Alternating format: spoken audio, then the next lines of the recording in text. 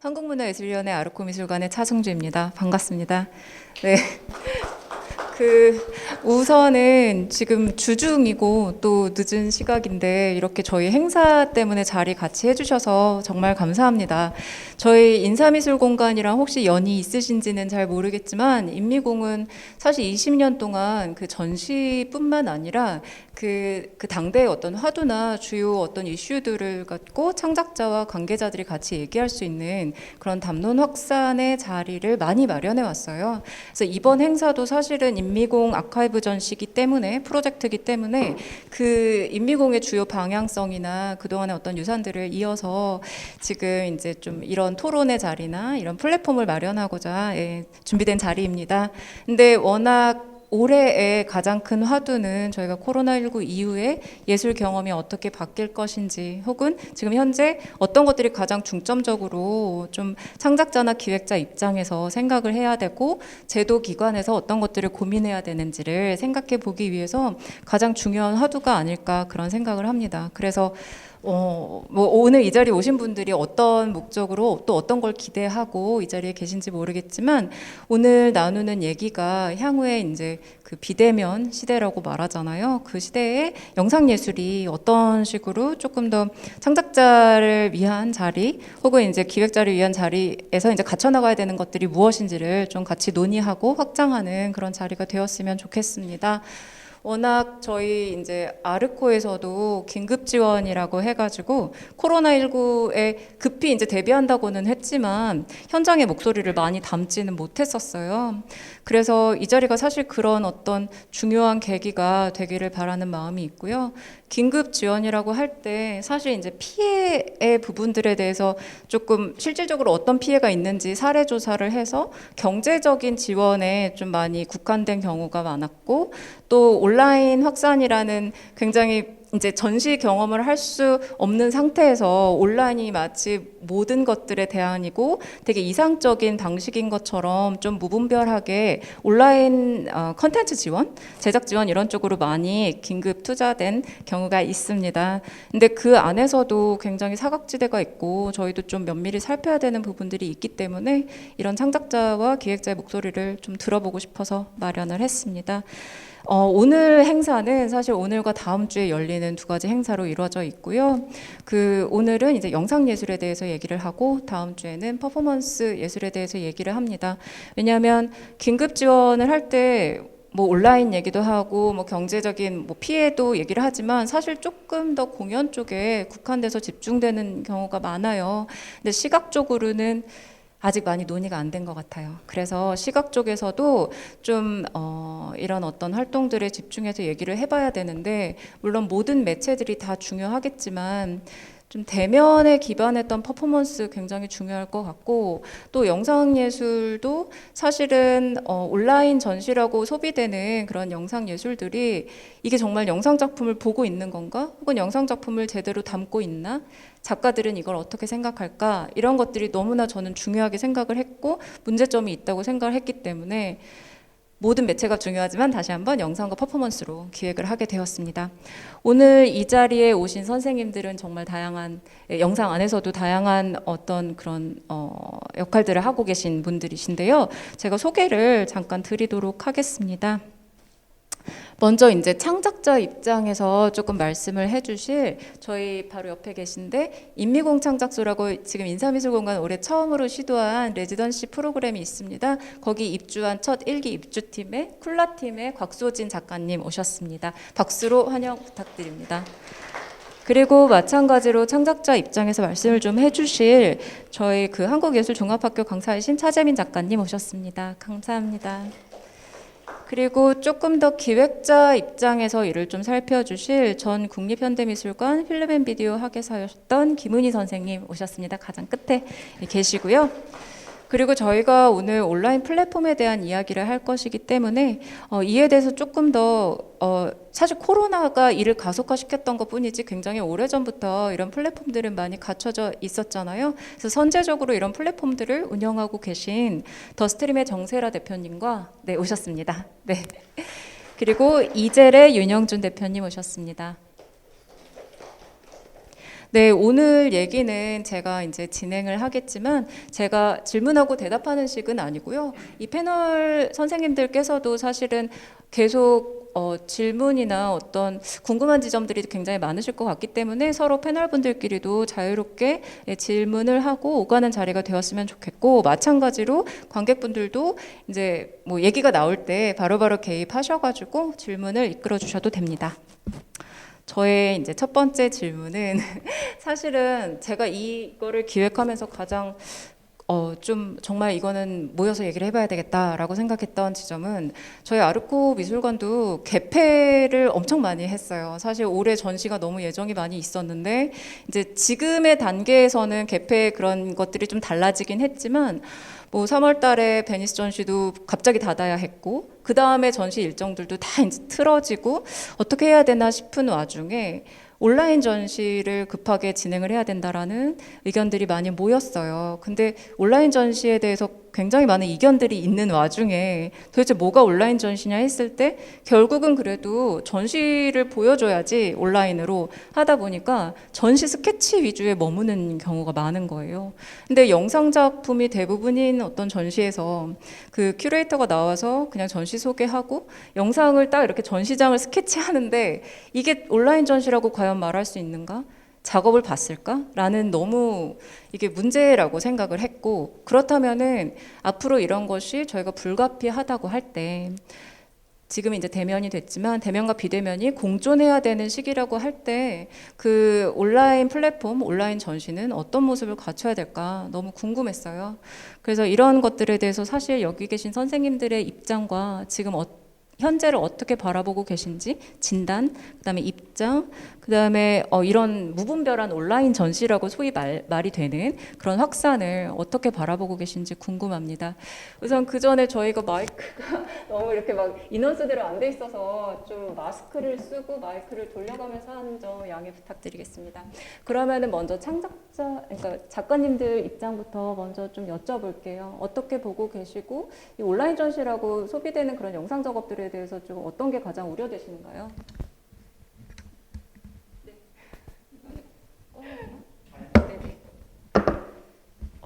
질문이 좀 다양한 범위에서 들어와서 좀 대답이 길어지지 않을까 좀 걱정이 되는데요.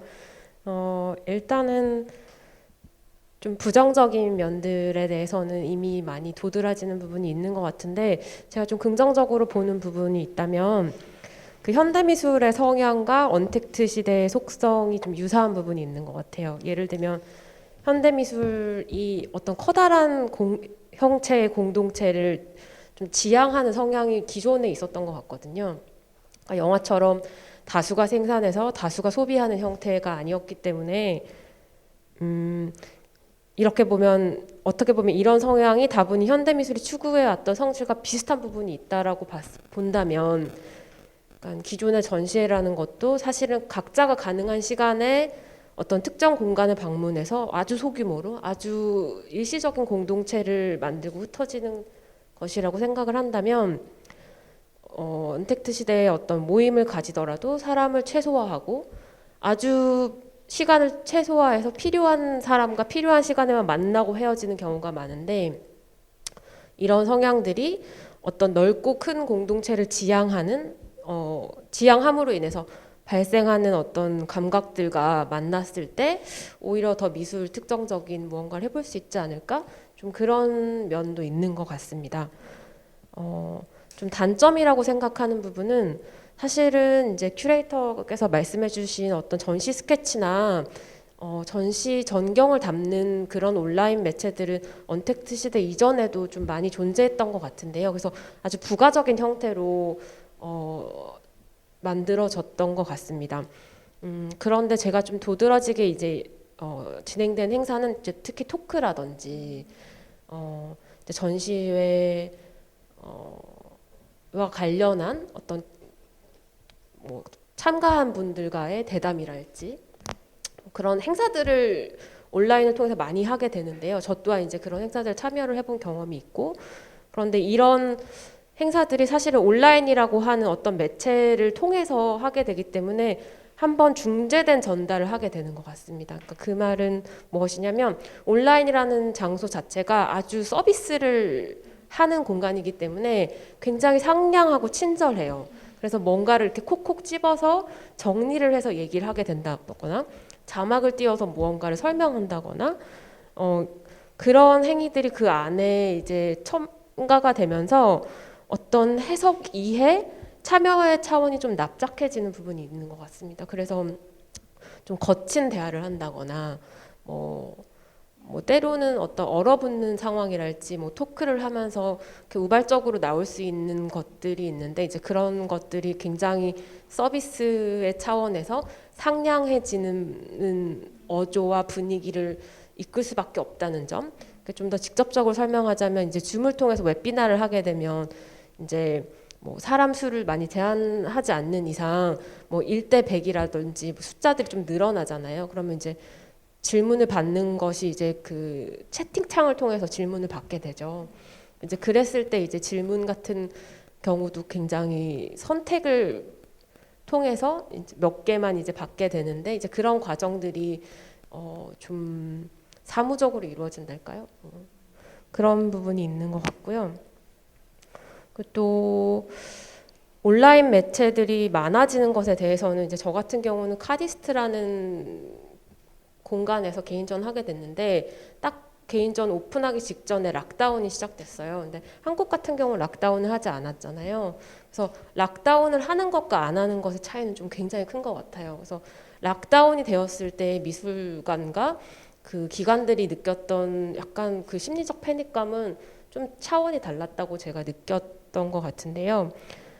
기본적으로 이제 업무의 차원에서 미술을 진행하고 있는 사람들, 그러니까 큐레이터라든지 뭐 이벤트 매니저라든지 공간 지킴이라든지 이런 사람들의 이제 그 월급 자체가 끊기는 상황이 되기 때문에 그런 업무의 차원에서 이걸 연장해야 된다라는 측면이 하나 있는 것 같고요.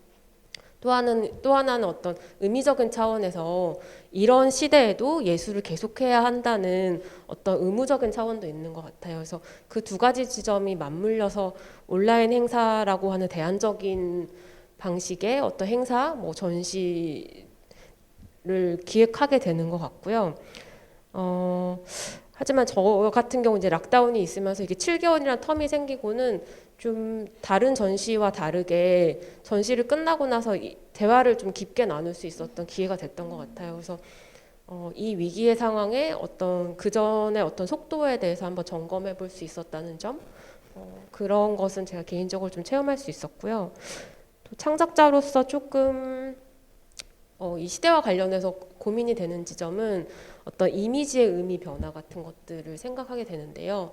예를 들면 뭐 비행기가 이렇게 하늘을 떠다닌다고 했을 때 팬데믹 이전에는 누군가가 비행기를 타고 여행을 가고 있구나 이렇게 생각하겠지만 이제 지금은 비행기란 이미지의 어떤 의미 자체가 완전 달라졌기 때문에 동시대의 어떤 사물과 행위의 이런 의미 변화들이 작업에 어떻게 반영이 될 것인가 이런 고민들을 하게 되고요. 그래서 더 나아가서 예를 들면 뭐 마스크를 쓰지 않고 영화에 등장하는 사람들 보면 이제 심리적으로 좀 비위생적이다라는 느낌을 좀 가지게 되는데 이제 이런 지금의 기준에서 어떤 과거 작품을 본다라고 하는 것이 어떤 효과를 가져오게 될 것인지 그것이 비평의 차원에서 이 팬데믹이 어떤 영향을 끼칠 것인지를 좀 주목하게 되는 것 같아요. 그래서 예를 들면 미술관에서 이제 뭐 벽에 무언가를 뿌린다거나 벽을 긁는다거나 이런 작품들이 사실은 어떤 저항적이거나 뭐 금기를 깨거나 뭐 이런 언어 제스처들로 읽힌 적이 있었는데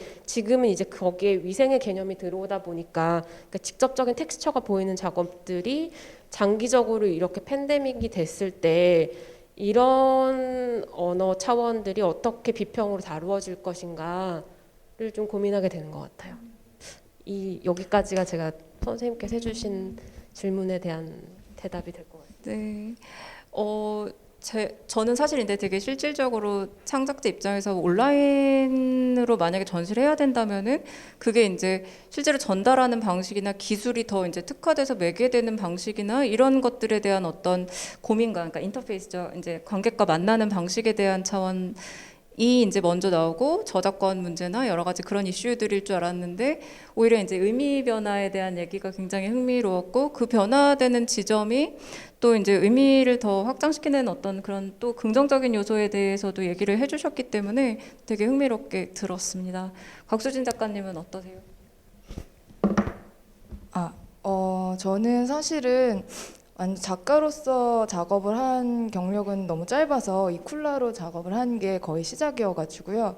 그 얘기만 들려드리면 너무 빈약한 이야기가 될 것 같고, 그 전에 이제 경력으로는 촬영을 하는 촬영자로서 경력이 좀 더 오래돼서 오늘 조금 더 빈약하지 않은 이야기를 들려드리려면 한쪽 발은 그 촬영을 하는 입장에 좀 걸쳐둔 상태로 이야기를 드리는 게 좀 더 재밌는 이야기를 할 수가 있을 것 같아요. 사실은 저기 카메라 뒤 저 자리가 훨씬 익숙한데 일단 저는 이제 이 지금의 온라인 스크리닝을 생각했을 때 그 기술의 형태 그리고 기술이 우리를 사용하는 방식에 대해서 조금 더 자꾸 생각을 하게 되는데요.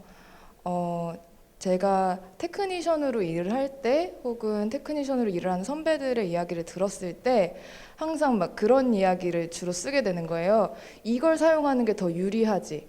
이쪽이 더 유리하지? 이 제품이 더 유리하지? 이런 얘기를 나누게 됐었는데 제가 잘 몰랐을 때는 왜 저렇게 불확실하게 말하지? 그냥 이게 더 좋다고 말하면 안 되나? 왜 유리하다는 말을 자꾸 쓰지?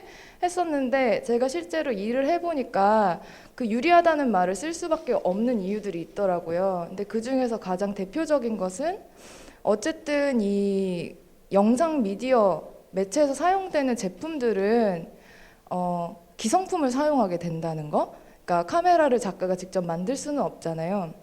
그래서 그 기성품에 있는 여러 옵션, 이를테면 소니가 제공하는 옵션, 혹은 이제 뭐 어디 뭐 레드 알렉사가 제공하는 옵션, 이 옵션들에서 선택을 해야 하고, 그런 의미에서 이제 촬영자는 어떻게 하면 작가와 이 옵션들 사이에서 굉장히 좋은 컨비네이션을 만들 수 있을지를 고민하게 되는데, 이게 이제 영상 매체를 스크리닝하는 최종적인 단계까지 저희가 온라인 스크리닝을 사용하게 됨으로써 이 커스텀의 영역이 더 줄어들게 된다는 생각을 하게 되었어요.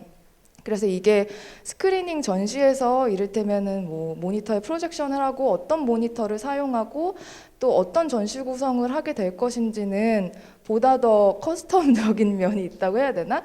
거기서 되게 좋은 큐레이터와 작가와 또 테크니션이 함께 힘을 모아서 그 전시에 특화된 상태의 약간의 조정이 가능한 꼭 그 미디어한테 장악되는 게 아니라 조금 더 재밌는 방식으로 걔를 사용해보는 그 뭐랄까 가능성이 조금 더 많았다면 이게 온라인 스크리닝이 되는 순간 또 내가 특정하지 못한 여러 다수의 사람들에게 오픈되어야 되고 그 상황에서 생길 수 있는 기술적인 사고들을 방지하기 위한 설계를 짰을 때 보다 더 기술과 자본에 조금 더 의존하게 되는 형태가 있는 것 같아요. 그랬을 때에 이 프로세스, 이 기술성 혹은 이제 거대 산업에서 조금 더 자유로운 방식의 스크리닝의 가능성이 있을까?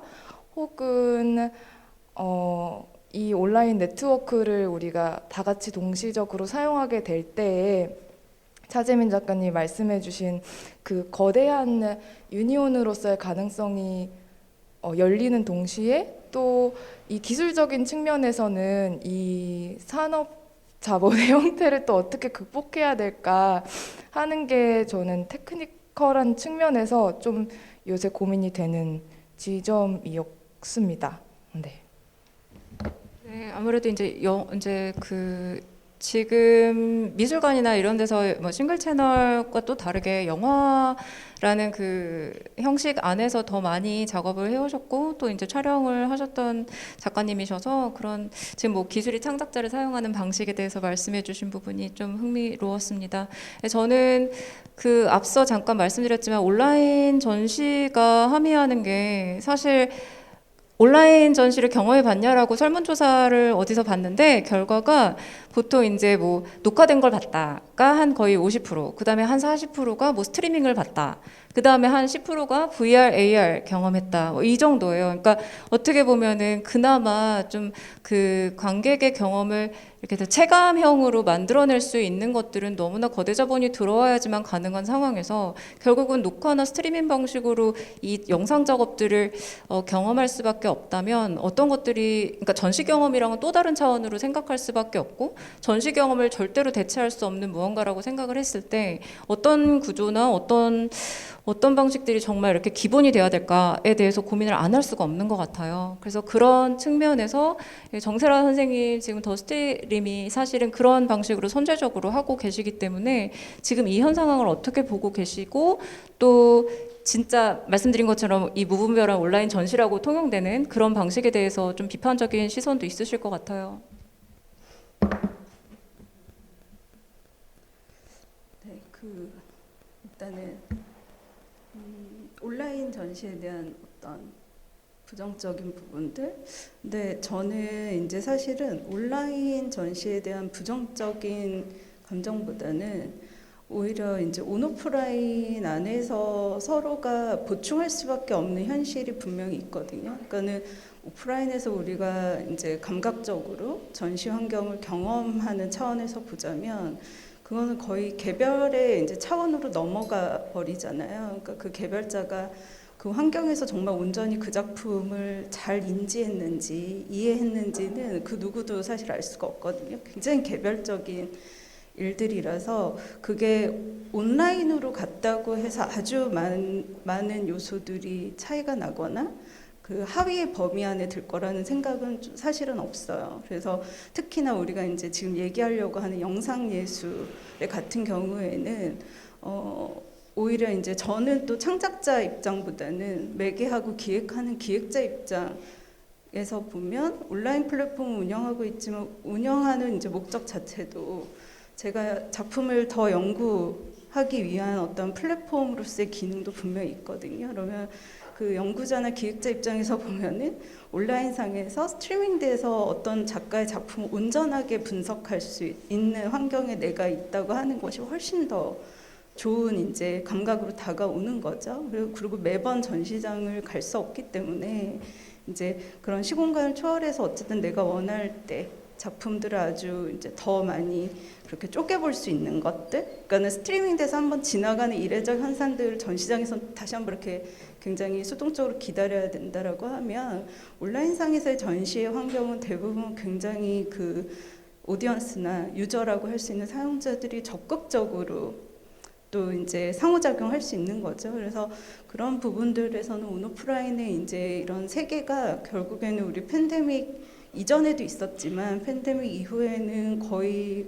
공존해서 같이 가지 않을까. 그러니까는 서로가 상호 보충하거나 보완하거나 이런 형식이 이제 될 것 같고, 말씀하신 것처럼 온라인의 환경이 이제 팬데믹 이후에 거의 국공립미술관 차원에서도 온라인에 대한 채널 운영에 별로 신경을 많이 못 썼는데 써야 되는 상황이 갑자기 이제 직면했잖아요. 근데 이게 굉장히 한국이 다이나믹 코리아라고 저는 늘 생각하는 게 너무 빨리 적응을 해요. 모두가.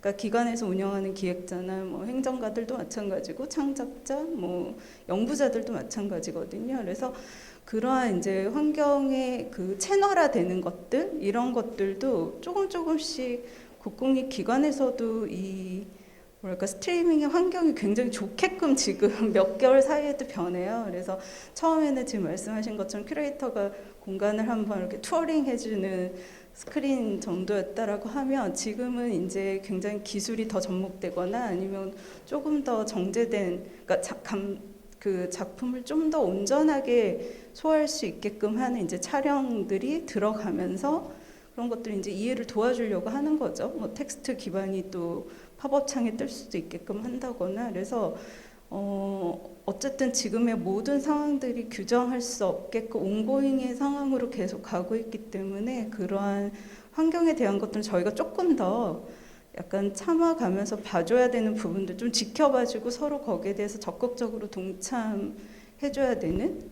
상황들은 분명히 있는 것 같아요. 그리고 아까 처음 질문에서 보면은 이제 그 더스트림은 한국 비디오 아트 아카이브 플랫폼이잖아요. 그러니까 무빙 이미지 플랫폼이기 때문에 결국은 스트리밍 베이스로 처음부터 계속 운영을 하고 있었거든요. 그래서 그 안에서의 지금 팬데믹 온라인 채널화 되면서 저에게도 굉장히 더 좋은 일 많지 않으세요라고 자꾸 질문하시는데 전혀 그런 것과 상관없이 계속 처음부터 그거를 하고 있었기 때문에 별 그러한 이제 변화는 없어요. 그러니까 오히려 그 생태계가 그러니까 온라인 플랫폼이라고 하는 생태계가 많이 생기면서 그러니까 동료 집단들이 운영하는 콜렉티브 플랫폼이라든가 이런 다양한 이제 채널의 플랫폼이 생겨서 오히려 그 생태계가 이제 한번 글쎄 리빌딩되고 있다라는 생각은 좀 들어요. 그러니까 이게 결국에는 온라인 플랫폼은 그것을 운영하고 기획하는 그 주체들의 의지에 의해서 이제 이게 뭐 10년이 갈 건지 평생을 갈 건지 이런 문제들이 있는데 지금 현상은 어쨌든 새로 생기는 우리 오프라인에서 대안 공간이 새로 많이 생기는 것처럼 그러한 이제 현상들이 굉장히 많거든요. 그리고 지원도 사실은 이제 한국문화예술위원회에서도 온라인 플랫폼 지원 사업들이 굉장히 많았죠. 많은 예산들이 배정돼 있고 그래서 저 역시도 비슷한 플랫폼들 보면서 또 저희가 하지 못하는 그 플랫폼에 분명히 한계들이 있거든요. 구축할 때 아무리 설계를 잘하려고 해도 근데 또 다른 방식으로 플랫폼이 구축되는 거 보면서 되게 재밌어요. 보고 우리도 이런 게 같이 있으면 좋겠는데 사실 이게 플랫폼이라는 것들이 굉장히 유연할 것 같지만 유연하지 못해요. 그러니까 설계 단계에서부터 건축하고 거의 비슷해서 구축이 되어 있으면 거기 안에서 새로운 기능을 부과하는 거는 플랫폼 안에서 굉장히 유연하진 않아서 그런 것들이 이제 계속 다른 플랫폼들이 생기고 하는 것들을 저도 목도하면서 다음번에 만약에 이제 플랫폼을 한번 이제 리빌딩하고 이전하거나 이관을 해야 되는 현상들이면 이런 플랫폼의 기능들이 이제 새롭게 생겼을 거기 때문에 그런 것들에 대한 이제 레퍼런스는 계속 좀 저도 추적하면서 같이 저희 연구원들하고 보고는 있어요. 그래서 저는 어쨌든 지금 온오프라인의 현상들이 계속 조금 더 많이 확장되는 채널화되지 않을까라는 생각에 좀 사실 기대감도 있고 근데 이거는 제가 운영하고 있고 기획자고 연구자기 때문에 하는 관점인데 창작자들인 이제 예술가들의 입장에서는 되게 좀 다를 거라는 생각이 들고 저도 오늘 이 자리에서 그런 얘기들을 좀 많이 듣고 싶다라는 생각 그리고 저희가 모두가 창작자가 될 수가 있고 기획자지만 또 오디언스들이잖아요. 그래서 내가 그러한 환경에서 관람을 했던 이제 그 다른 입장에서의 그런 차이들을 이해할 수 있는 시간들은 계속 가져가야 되지 않을까라는 생각을 좀 조심스럽게 하고 있습니다. 네, 선생님 말씀하신 것처럼 사실 오늘 얘기의 어떤 결과가 먼저 나왔을 수도 있다는 생각은 들어요. 그래서 뭐 이게 이제 저희가 온라인 전시가 너무 무분별하게 이렇게 나오고 있는데 그거에 대한 사실 접근은 이게 오프라인 전시의 경험이 더 위에 있고 그거에 대안으로서 온라인 전시가 너무 지금 급조된 상황이 아니냐 뭐 이런 식의 문제의식이 있었지만 결국은 저희가 이 상황을 계속 같이 갈 수밖에 없다면 온오프라인이 갖고 있는 각각의 강점들이 좀 상생할 수밖에 없다라고 생각을 해요. 그래서 그 안에서도 시너지가 나고 서로 보완되는 지점들이 같이 가야 된다고 생각을 하기 때문에 어떤 것이 더 위에 있다라고는 절대 말할 수 없을 것 같아요. 그래서 그 더 스트림이 사실은 이제 코로나19 이후에 생긴 게 아니라 너무 오랫동안 이런 온라인 플랫폼에 대해서 연구를 해오셨고 그리고 이제 전시를 뭐 스트리밍 한다든지 녹화한다든지 이런 게 아니라 처음부터 작가와 기획자가 만나서 그 스트리밍 방식도 논하고 뭐 이제 단순히 그냥 전시 하나의 플랫폼으로서 작업을 온전히 보여주는 것을 넘어서서 비평이나 확산까지 유통까지 계속 이제 같이 모색을 하고 있기 때문에 이런 부분들은 사실은 전시에서 할 수 없는 또 다른 어떤 부분이죠. 분명히 그런 어떤 강점들이 있기 때문에 저희가 수용할 수 있는 부분들이 명확히 있다고 생각을 합니다. 그리고 아까 잠깐 그 온라인 플랫폼의 또 다른 어떤 방향에 대해서 또 궁금하다고 하셨는데 그 얘기를 윤영준 선생님께서 해주실 수 있을까요? 것 같아요. 그래서 이제를 조금 보여주시면서 말씀을 해주셔도 좋을 것 같고 아니면은 네, 편하게 해주시면 되는데 이젤 같은 경우는 이제 단순히 영상 작업의 온라인 플랫폼이 아니라 그 다국적인 어떤 전시들을 이제 온라인으로 보여줄 수 있는 어떤 되게 특화된 유통 채널이라고 볼 수가 있을 것 같아서 이 부분에 대해서 한번 좀 네, 얘기를 들어보도록 하겠습니다. 네, 안녕하세요. 이게 마이크가 나오는 거죠? 잠시만요. 저는 이젤이라는 플랫폼을 운영을 하고 있고요. 정확하게 저희가 시작을 한 지 2015년 8월이고 15년 8월이니까 이제 6년 차에서 이제 7년 차가 넘어가는 사실 스타트업입니다. 그래서 저희가 지금까지 누적 벤처 투자를 받은 게 약 40억 정도가 되고요. 저희가 연구하는 기술은 실제 존재하는 공간 자체를 3D 뎁 센싱이라는 기술을 통해서 그대로 복제를 하는 겁니다. 공간을 복제를 한다라는 의미가 뭐냐면 우리가 현재 지금 여기 있는 전시 공간 자체를 그대로 3D로 뜨는데 우리가 생각하는 3D는 굉장히 조악하잖아요.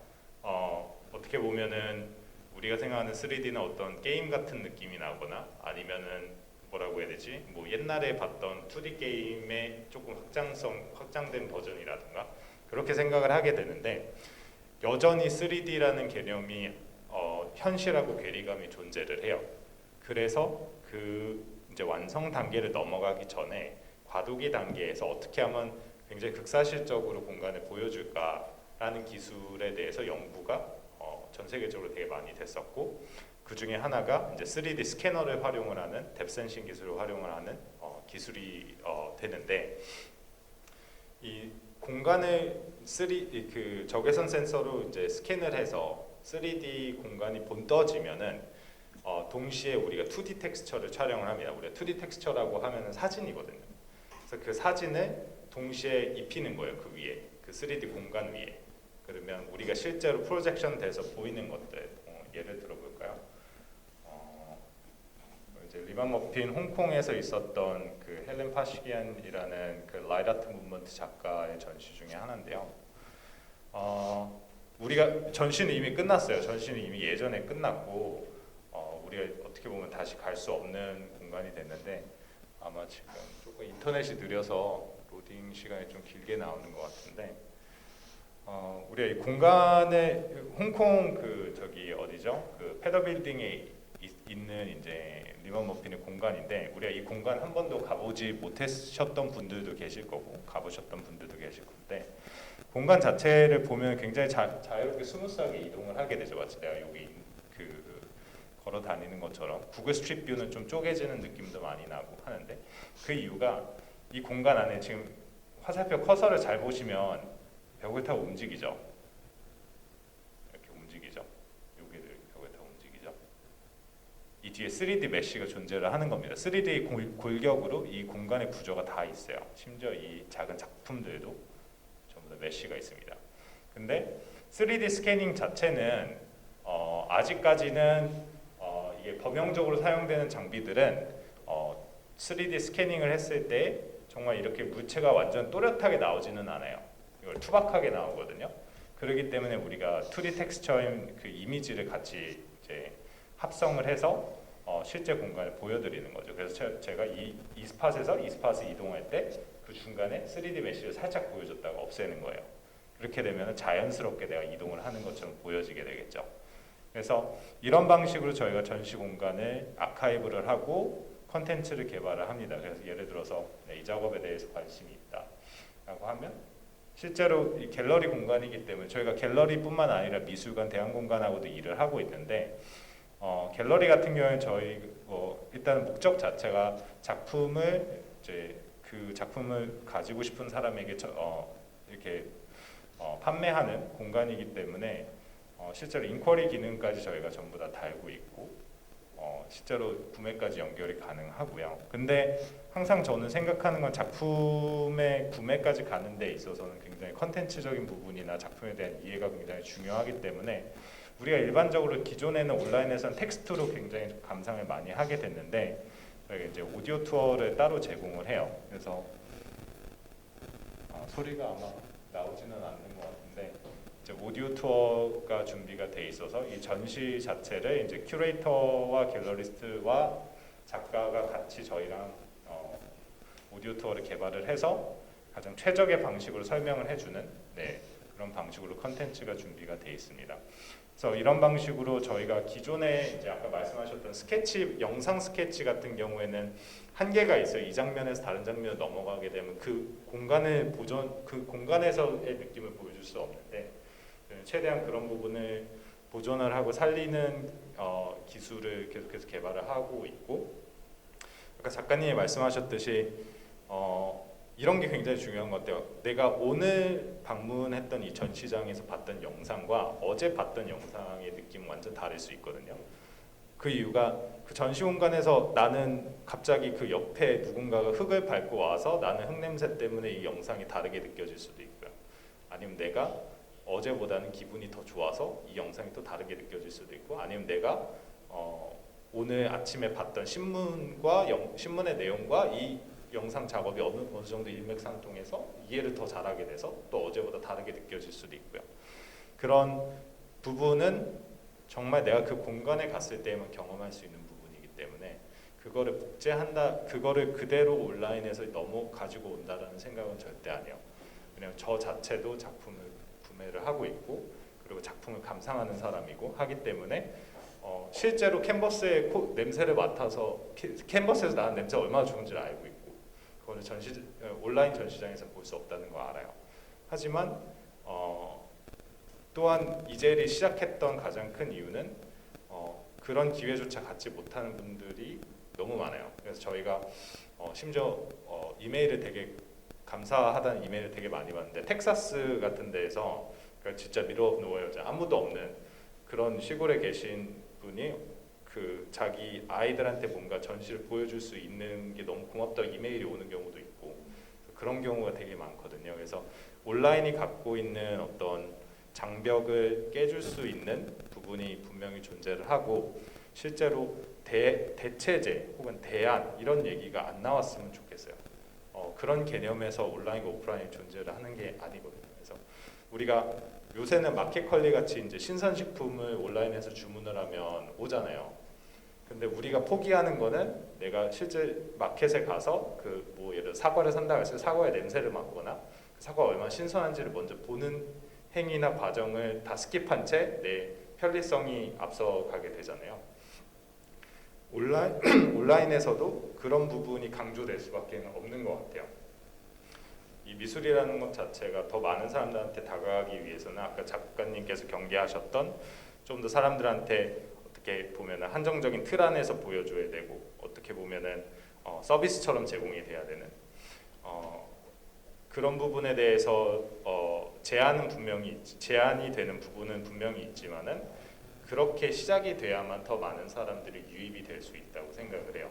그런 분들이 공간에 다시 찾고 그래서 새로운 방식을 또 알게 되고, 그래서 시작되는 포인트로서의 온라인은 나쁘지 않다. 그리고 내가 할 수 없는, 내가 가지 못하는 공간에 갈 수 있고 거기서 체험할 수 있는, 간접 체험을 할 수 있는 거로서는 굉장히 온라인이 좋지 않나라는 생각을 많이 하면서 저희가 계속해서 이런 3D 뎁센싱 기술이나 아니면 인공지능 기술을 활용을 해서 기술로 이제 미술에 제약된 부분을 좀 혁신을 하려고 하는 기업이라고 생각해 주시면 좋겠습니다. 네. 그래서 사실 이제 샘플 지금 보여주신 거에서는 나오진 않았지만 사실 이제 영상 작업에 대해서도 고민을 계속 하고 계시잖아요. 영상 작업을 네. 어떻게 온라인 플랫폼에서 좀 더 이렇게 체험할 수 있는 방식들을 고민하고 계신다고 알고 있는데 그 부분을 조금 더 말씀해 주실 수 있으세요? 네. 그래서 예를 들어서 여기는 영상이 없는 전시 공간이긴 한데 예를 들어서 여기 영상이 프로젝션이 되고 있다고 생각을 해보죠. 사실 가장 베스트는 내가 이 움직이고 있는 동안 여기에서 영상이 같은 사이즈로 계속 플레이되고 있는 게 이 공간 안에서 최소한 영상과 이 공간이 인터랙션하고 있는 걸 보여주는 가장 좋은 방법이거든요. 이젤이 이제 그렇게 할 수 있는 가장 큰 이유는 기존에 이제 우리가 소위 말하는 VR이라고 하는 영상 방식은 그 뒤에 그 3D 골격이 없어요. 3D 골격이 없다는 얘기는 내가 어딘가 영상을 프로젝션을 하려고 하더라도 그 영상 프로젝션이 제대로 될 수가 없어요. 왜냐면 그 뒤에 골격이 없기 때문에 붙일 수 없는 거죠. 근데 이제 저희는 그게 가능하기 때문에 실제로 영상이 그 공간 안에서 플레이되고 사운드가 울리는 방식을 이제 구현을 할 수가 있는. 그래서 저희가 지금 현재 베타 서비스를 하고 있고 목표는 저희가 내년 초에는 모든 저희가 갖고 있는 영상 작업 중에 이제 동의가 된 부분들, 동의가 된 영상 작업들은 그런 방식으로 저희가 보여드릴 예정입니다. 그래서 공간 안에서 영상이 플레이되고 있는 부분을 최대한 보여드릴 수 있는 그런 방식으로 기술이 개발이 되고 있습니다. 네. 네, 어쨌든 내년 초면은 또 이제 그런 경험이 가능하다고 하니까 좀 많이 기대가 되고 기다려지기도 하는 것 같습니다. 네, 그 김은희 선생님은 사실은 이제 국립현대미술관에서 필름 앤 비디오 하실 때 영화관이라는 그 환경 안에서의 경험도 또 갖고 계셨고, 또 이제 전시 형태로서도 영상 작업을 많이 이제 선보이셨고, 또 최근에 온라인을 활용해가지고 또 전시를 막 기획하셨었는데요. 그 여기 계신 선생님들 중에서 가장 그런 어떤 다양한 플랫폼 안에서의 경험들의 차이나 혹은 지금 현재 상황에 대해서 가장 또 진단을 해주실 수 있을 것 같습니다. 선생님 한번 말씀 부탁드려요.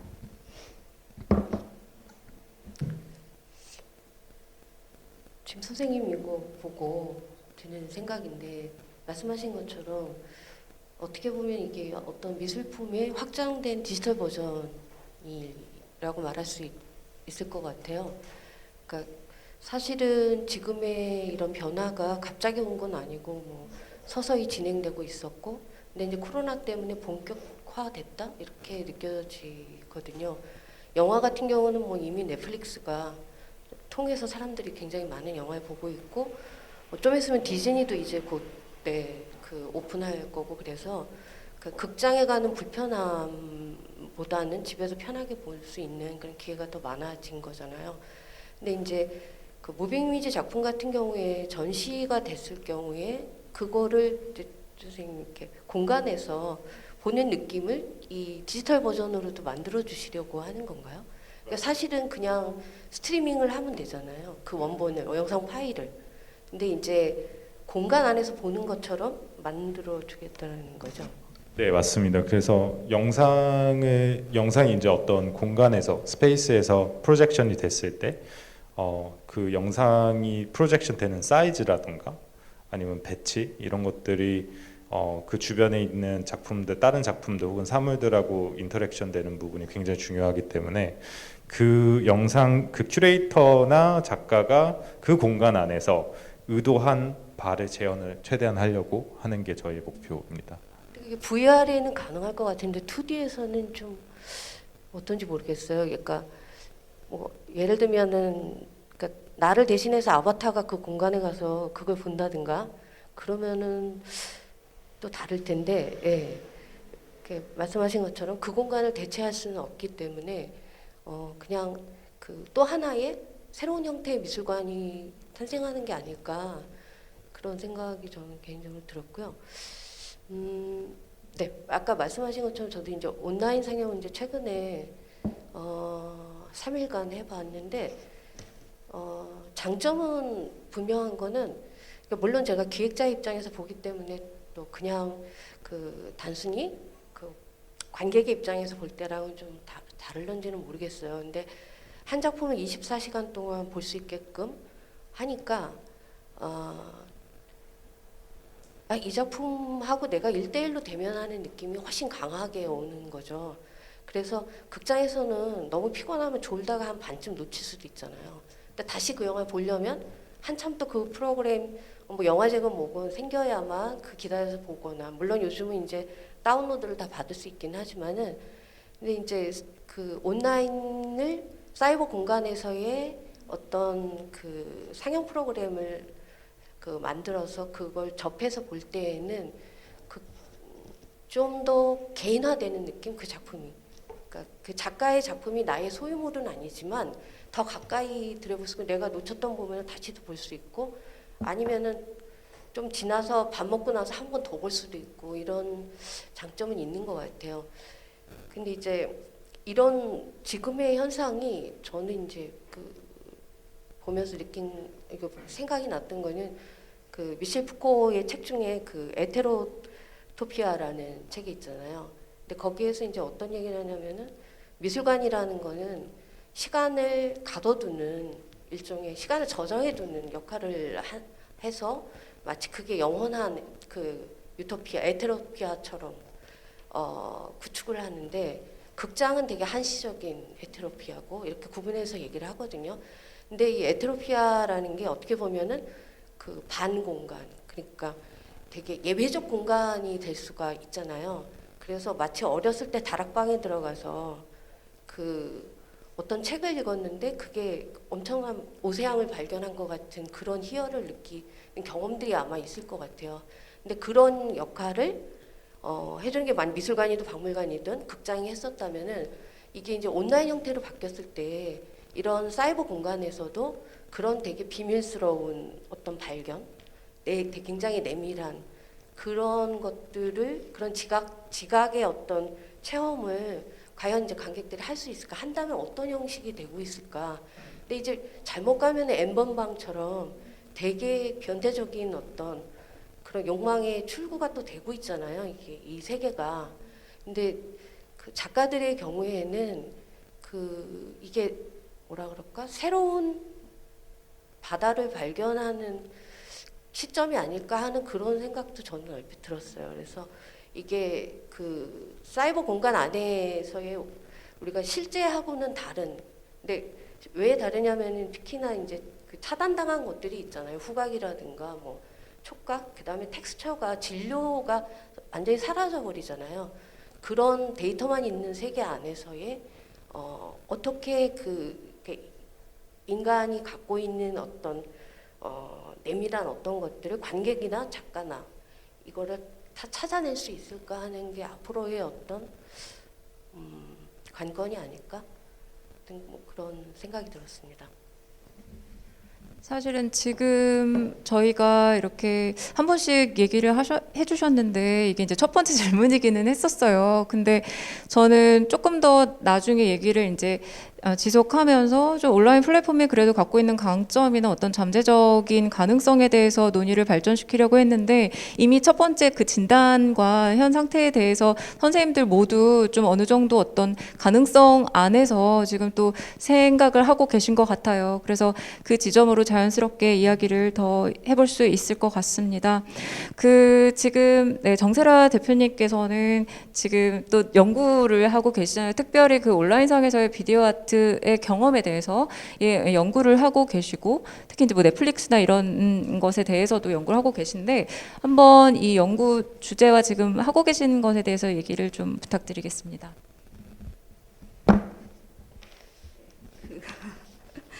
제 연구하는 게 이번에 여름 상반기에 한국문화예술위원회 예술과 기술 연구자 모집이 있었어요. 거기서 이제 제 주제가 선정이 돼가지고 연말까지, 사실 12월 초까지 얼마 기한이 안 남아서 저도 막 그거를 지금 하고 있라고 하는데 어쨌든 공모의 연구 주제가 언택트 시대 예술과 기술에 관련된 굉장히 뭐 공연 예술이라든가 영상 예술, 뭐 현대 미술 전반에 걸친 이제 연구 주제가 내포돼 있었어요. 근데 저는 어쨌든 더 스트림을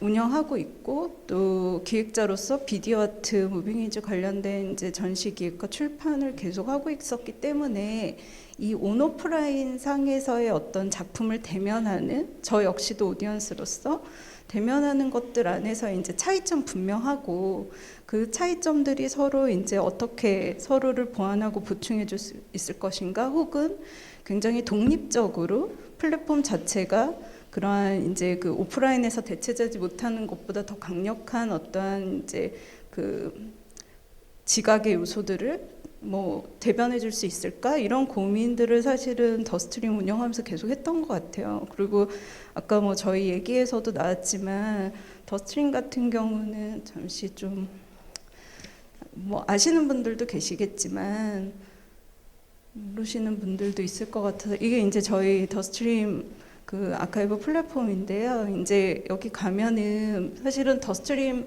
그 설립하고 나서 이런 국공기관에서 더 스트림을 소개하는 이제 강연이나 이런 세미나를 제가 되게 여러 번 해가지고 여러 번 들으신 분들은 되게 지겨우실 수도 있는데 일단은 온라인 플랫폼 안에서의 이제 시간 예술을 기반으로 하는 것을 아카이브 할 때 가장 이제 필요하다고 생각했던 것들이 스트리밍 베이스로 공개를 하는 거였어요. 그러니까 작품을 일부던 아니면 풀 듀레이션을 공개를 하던. 근데 이제 그 공개를 한다라고 하는 것들이 만약에 이제 그 작품 이미지를 보고 저희가 이제 유저로서 클릭을 하면 작품에 대한 이미지가 있고 작품에 대한 디스크립션이 구경문으로 있고 작품을 바로 이 첫 번째 페이지 스테이지에서 이제 작품 감상을 바로 할 수 있어요. 그러니까 예를 들면은 지금 네. 그러면 이제 그 아까 이게 전체 화면 보기가 돼야 되는데 네, 일단 이걸 이제 전체 화면으로 커서 온라인 저희가 이제 대부분 온라인 전시라고 하면 아까 김은희 선생님도 너무 잘 설명해 주셨지만 이제 그 시간 제한을 두고 스트리밍을 1차 이제 오리지널 컨텐츠로 확인하는 거잖아요. 근데 더 스트림이 이제 아카이브 하는 방식이 사실 딱 그러한 방식이에요. 그래서 이제 이러한 방식을 했을 때 제가 고민하는 부분들은 뭐냐면 김은희 선생님 말씀하신 지점이 저도 굉장히 적극 동의하는 부분인데 저희가 이제 지금 한 400여 개의 아카이브 순수한 컨텐츠가 있고 거기에 대한 이제 그 비평이라든가 다른 작가 인터뷰 뭐 이러한 것들이 또 몇십 개가 있고 하다 보니까 한 450여 개의 컨텐츠들이 있는데 이 저희가 내부 인사이트에서 클릭 수와 반응 수 이런 것들 다 점검을 하잖아요. 그리고 리서치할 수 있는 것들이 있기 때문에 더 스트림 플랫폼에서 이제 사용자들이 와서 어떠한 것들을 키워드 검색을 하고 또 어떠한 것들에 대한 니즈들이 있는지 계속 파악을 하고 있는데 일단은 이렇게 많은 콘텐츠들이 있다 보니까 선택을 잘 하지 못하는 경우들도 있는 것 같아요. 그러니까 저희가 우리가 넷플릭스 증후군이라고 하잖아요. 그러니까 너무 많은 콘텐츠들이 있기 때문에 내가 원하는 콘텐츠들을 아주 잘 찾는 게 굉장히 힘든데 이 아카이브 상에서도 이제 콘텐츠가 많이 쌓이다 보니까 그러한 부분들이 약간 유사하게 있는 거예요. 그래서 저희가 그 홍보를 하는 이제 어떤 콘텐츠는 조회수가 너무 높아요. 그러니까 이게 이제 링크의 노출도가 이제 한 번이라도 어딘가에 다시 한번 매개가 되면 이 노출도가 굉장히 높고 그 키워드 검색어의 순위도 굉장히 올라가요. 그러니까 작가의 이름이겠죠. 그래서 이제 그렇게 되는데 문제는 그 지금 팬데믹 이후에 저는 2015년부터 이거를 설립해서 계속 운영하고 있었으니까 팬데믹 이후에 2020년의 상황으로 오다 보면은 갑자기 이제 이러한 스트리밍의 현상들이 온라인 전시라고 하는 개념으로 이제 점핑이 돼서 굉장히 이제 근사해지고 있는 거예요. 근데 이제 그 환경 차이가 뭘까라고 생각하면 저희는 상시 노출을 하고 있다는 거고 그 온라인 전시로 가다 보면은 이제 그 제한 시간을 두는 거죠. 혹은 기간을 두고 그래서 하는 경험들. 그러니까 이게 굉장히 좀 다른 그 감각의 요소들을 우리한테 심리적으로 굉장히 주는 것 같아요. 그러니까 저도 김은희 선생님 얼마 전에 그 하신 그 전시 제가 3일 동안 계속 갔었거든요. 그래서 그 작품들을 봤었는데 저도 어떤 느낌이 드냐면 자정부터 24시간 열린다고 하니까 막 기대가 되는 거예요. 그래서 새벽에 이거 분명히 들어가 봐야지 기록을 해놓고 바로 들어가 보면 그 전까지는 이제 엔터를 누르면 작품이 없는데 시간이 딱 지나니까 엔터를 누르니까 전체 화면으로 작품이 딱 열리는 경험을 하면서 이러한 시간 제한의 가능성들을 한 번만 더 필터링으로 두면 우리가 그 사용자들이나 관객들이 기대하는 기대치가 이미 많이 높아져서 보양되어 있기 때문에 거기에 대해서 지금 김윤선 선생님이 설명해 주신 것처럼 정말 나를 위한 창 하나가 이렇게 나하고 직접적으로 대면하는 그런 경험을 저도 했던 것 같아요. 물론 이제 저는 모니터를 안 보고 핸드폰으로 보긴 했는데 그런 경험. 그래서 제가 지금 그 연구 주제를 하면서 고민하는 부분들이 이렇게 많은 이제 스트리밍 베이스로 작품이 노출돼 있음에도 불구하고 어떤 작품들은 이미 소외가 돼 버려요. 그리고 어떤 작품들은 이제 조회수라든가 클릭수 굉장히 높아지는 이런 이제 그 저희 컨텐츠 안에서도의 차별이 있는 거예요. 근데 저희가 컨텐츠를 보다 보면 그 제가 늘상 얘기하는 것들이 그 채널 안에서의 그 정보 결과값까지 가는데 스테이지를 굉장히 심플하게 하는 걸 제 1차 목표로 뒀었거든요.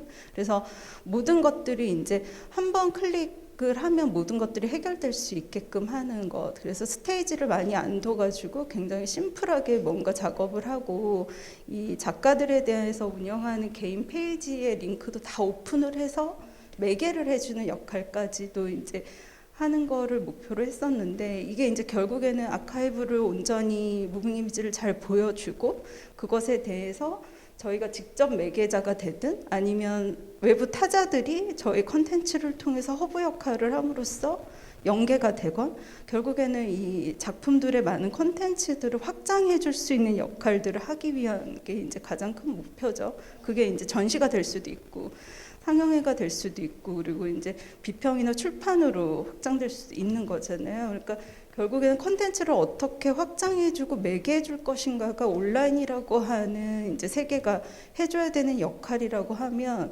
그 매개 안에서의 그 오프라인의 감각을 대체하는 것들은 지금 그 윤 대표님 말씀하신 것처럼 이거를 약간 차이를 두고 처음부터 접근을 하면 굉장히 다른 세계로 서로가 마주할 수 있는데 이거를 오프라인에 우리 현상적으로 이게 제일 1순위고 그 다음이 이제 대체할 수 있는 하위 범위로 온라인을 두는 순간 이게 위계가 생겨버려요. 그러면 우리가 인지하는 순간 거기 위계 안에서 이 작품을 온전히 오리지널하게 볼 수 있음에도 불구하고 전시에서 같은 작품을 보는 것들 더 우위에 둔다라는 거죠. 근데 이게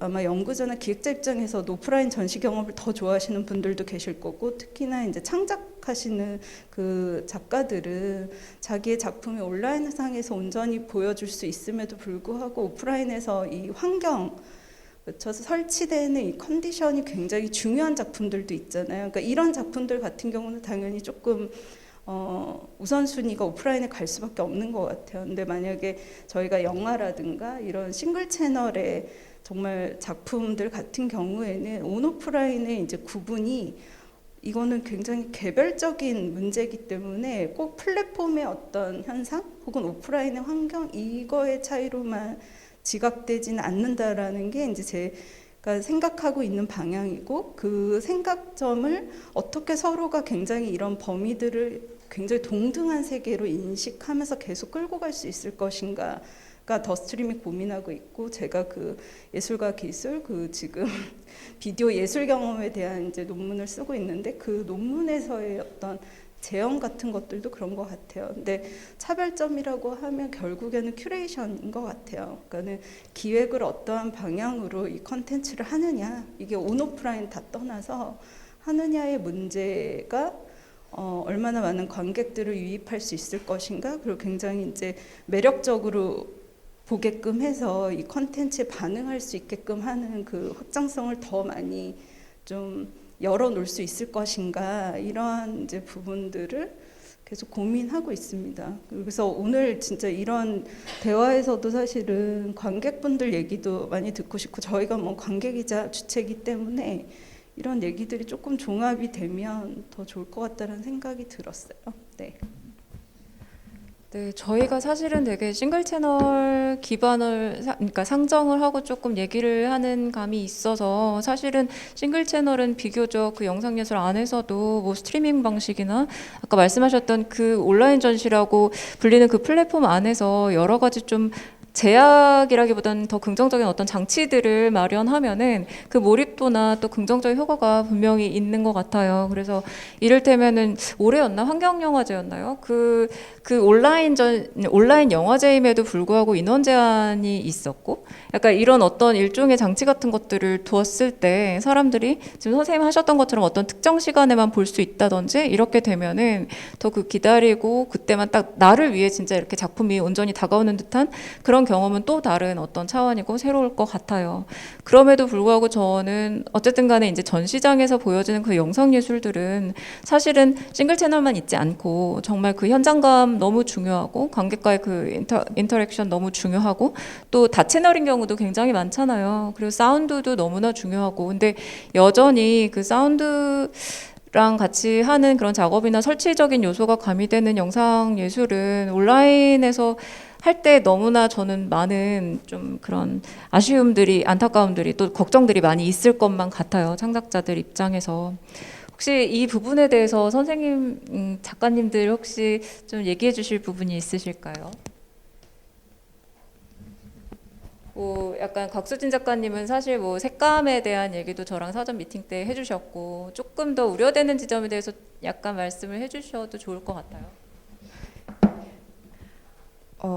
제가 아까 전에 이야기할 때 그 좀 잘못 말한 게 한 게 있는 것 같아가지고 그 차재민 작가님이 얘기해 주셨던 그 온라인 상영으로 되면서 조금 더 확장성을 갖는 거는 아까 김은희 선생님이 얘기해 주셨던 것처럼 이제 저희가 온라인의 스크리닝에서 직면하게 되는 조금 더 무한한 상황을 이제 어떻게 우리가 맞이할 것인지 그 부분에 관련된 것 같고 그 색감이나 이런 부분에 대한 거는 저는 아까 그 차재민 작가님이 얘기해 주신 그 기술의 상냥함 그 단어가 되게 재미있었는데요. 그 부분이랑 연결을 해서 얘기를 할 수가 있을 것 같아요.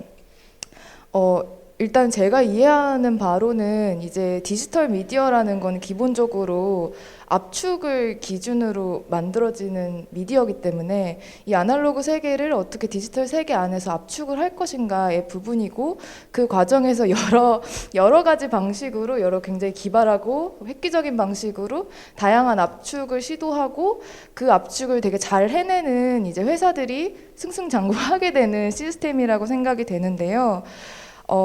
그랬을 때 되게 플랫폼마다의 그러니까 유저로서 혹은 이제 관객으로서 점점 더 플랫폼을 신뢰하고 혹은 플랫폼에 의해서 무언가를 선택하게 되는 상황들이 많아지는 것 같아요. 그러니까 이를테면 이런 얘기 해도 되나? 저는 넷플릭스로 왓챠보다 넷플릭스로 보는 걸 더 선호하거든요. 근데 왜냐면 이제 왓챠에서 사용하는 스트리밍의 코덱 방식이 조금 넷플릭스보다 떨어지는 것 같아요. 그래서 그 화면에서 넷플릭스를 봤을 때는 보이던 이미지가 같은 영화를 왓챠에서 보면 안 보이거든요. 근데 또 넷플릭스를 보게 되면서 제가 체감하게 되는 것은 이제 소비자들이 상대적으로 화면이 안 보이는 것보다 버퍼링이 느린 것을 더 싫어하기 때문에 초반에 넷플릭스 딱 들어가면 초반에 한 30초 정도는 열화된 화질로 나오다가 이 속도를 따라잡았을 때 고화질로 변경되잖아요. 근데 이제 그거는 이 기업에서 사람들을 분석해 보니까 사람들이 시간이 느려서 버퍼링이 걸리는 것보다는 열화된 화질을 조금 더 선호하더라 이런 데이터 분석을 통해서 이제 만들어낸 결과겠지만 또 어떤 특이한 사람은 화면이 더 중요할 수도 있잖아요. 자기 좀 느리게 봐도 괜찮으니까. 근데 그런 선택들이 이제 조금 더 다수의 관점에서 미리 앞서서 이루어져 있다는 것.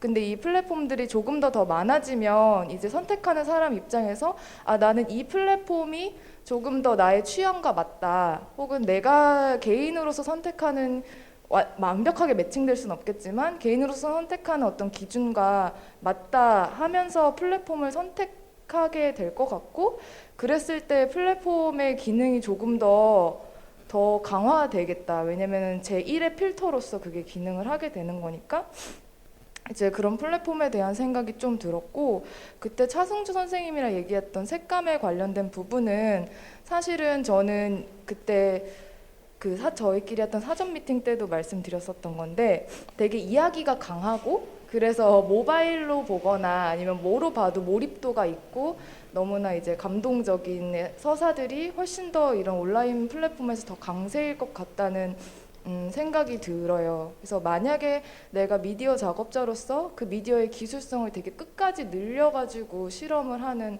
작가들도 있잖아요. 되게 그 절대 블랙과 절대 화이트를 막 끝까지 늘려가지고 굉장히 다이나믹한 개조들을 보여줘야 하고 디지털 매체의 그 매체성 가지고 실험을 하는 작가들의 작업은 이 디지털 스트리밍 혹은 디지털 코덱의 압축 방식에 의해서 나도 모르게 깎이는 상황. 근데 그거는 이제 작가가 개인으로서 이것을 컨트롤하기 위해서는 막 그 유튜브 스트리밍 코덱 방식도 알아야 되고 아니면 비메오에서는 또 어떤 식으로 압축을 하는지 각 회사마다의 고유한 압축 코덱의 형태가 있을 텐데 그것도 또 알아야 되고 또 그 각 국가에 따라서 이 스트리밍 속도가 늦어졌을 때 어떤 버퍼링이 막 생기는지 어떤 게 열화되는지 색감을 제일 먼저 포기하는지 아니면 개조를 포기하는지 그런 것들도 이제 파악을 해야 되기 때문에 그런 이제 미시적인 컨트롤이 좀 어려울 것 같다는 생각이 들긴 했어요. 그러니까 단적인 예로 저만 해도 되게 블랙의 개조가 굉장히 중요한 촬영 푸티지가 있을 때 그거를 막 삼성 모니터에 틀면은 안 보이는데 LG 모니터에 틀면 보이고 이런 경험을 하게 되거든요. 그래서 그런 작업들은 또 어떻게 소화가 될 수 있을까에 대한 고민이 좀 듭니다.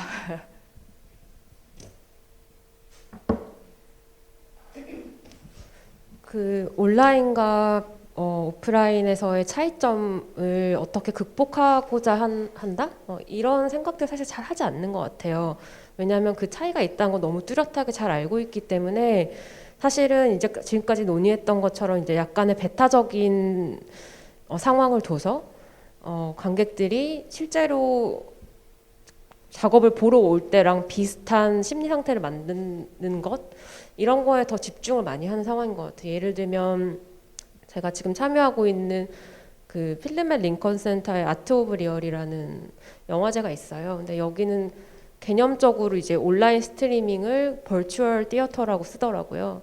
그러니까 그런 단어가 사실은 그냥 온라인 스트림하고 별로 차이가 없긴 하지만 그런 단어를 고집함으로 인해서 여전히 극장에서 뭔가를 본다. 그래서 티켓을 사서 뭔가를 본다라는 것은 굉장히 적극적인 관객 행위잖아요. 내가 이 영화를 끝까지 보겠다.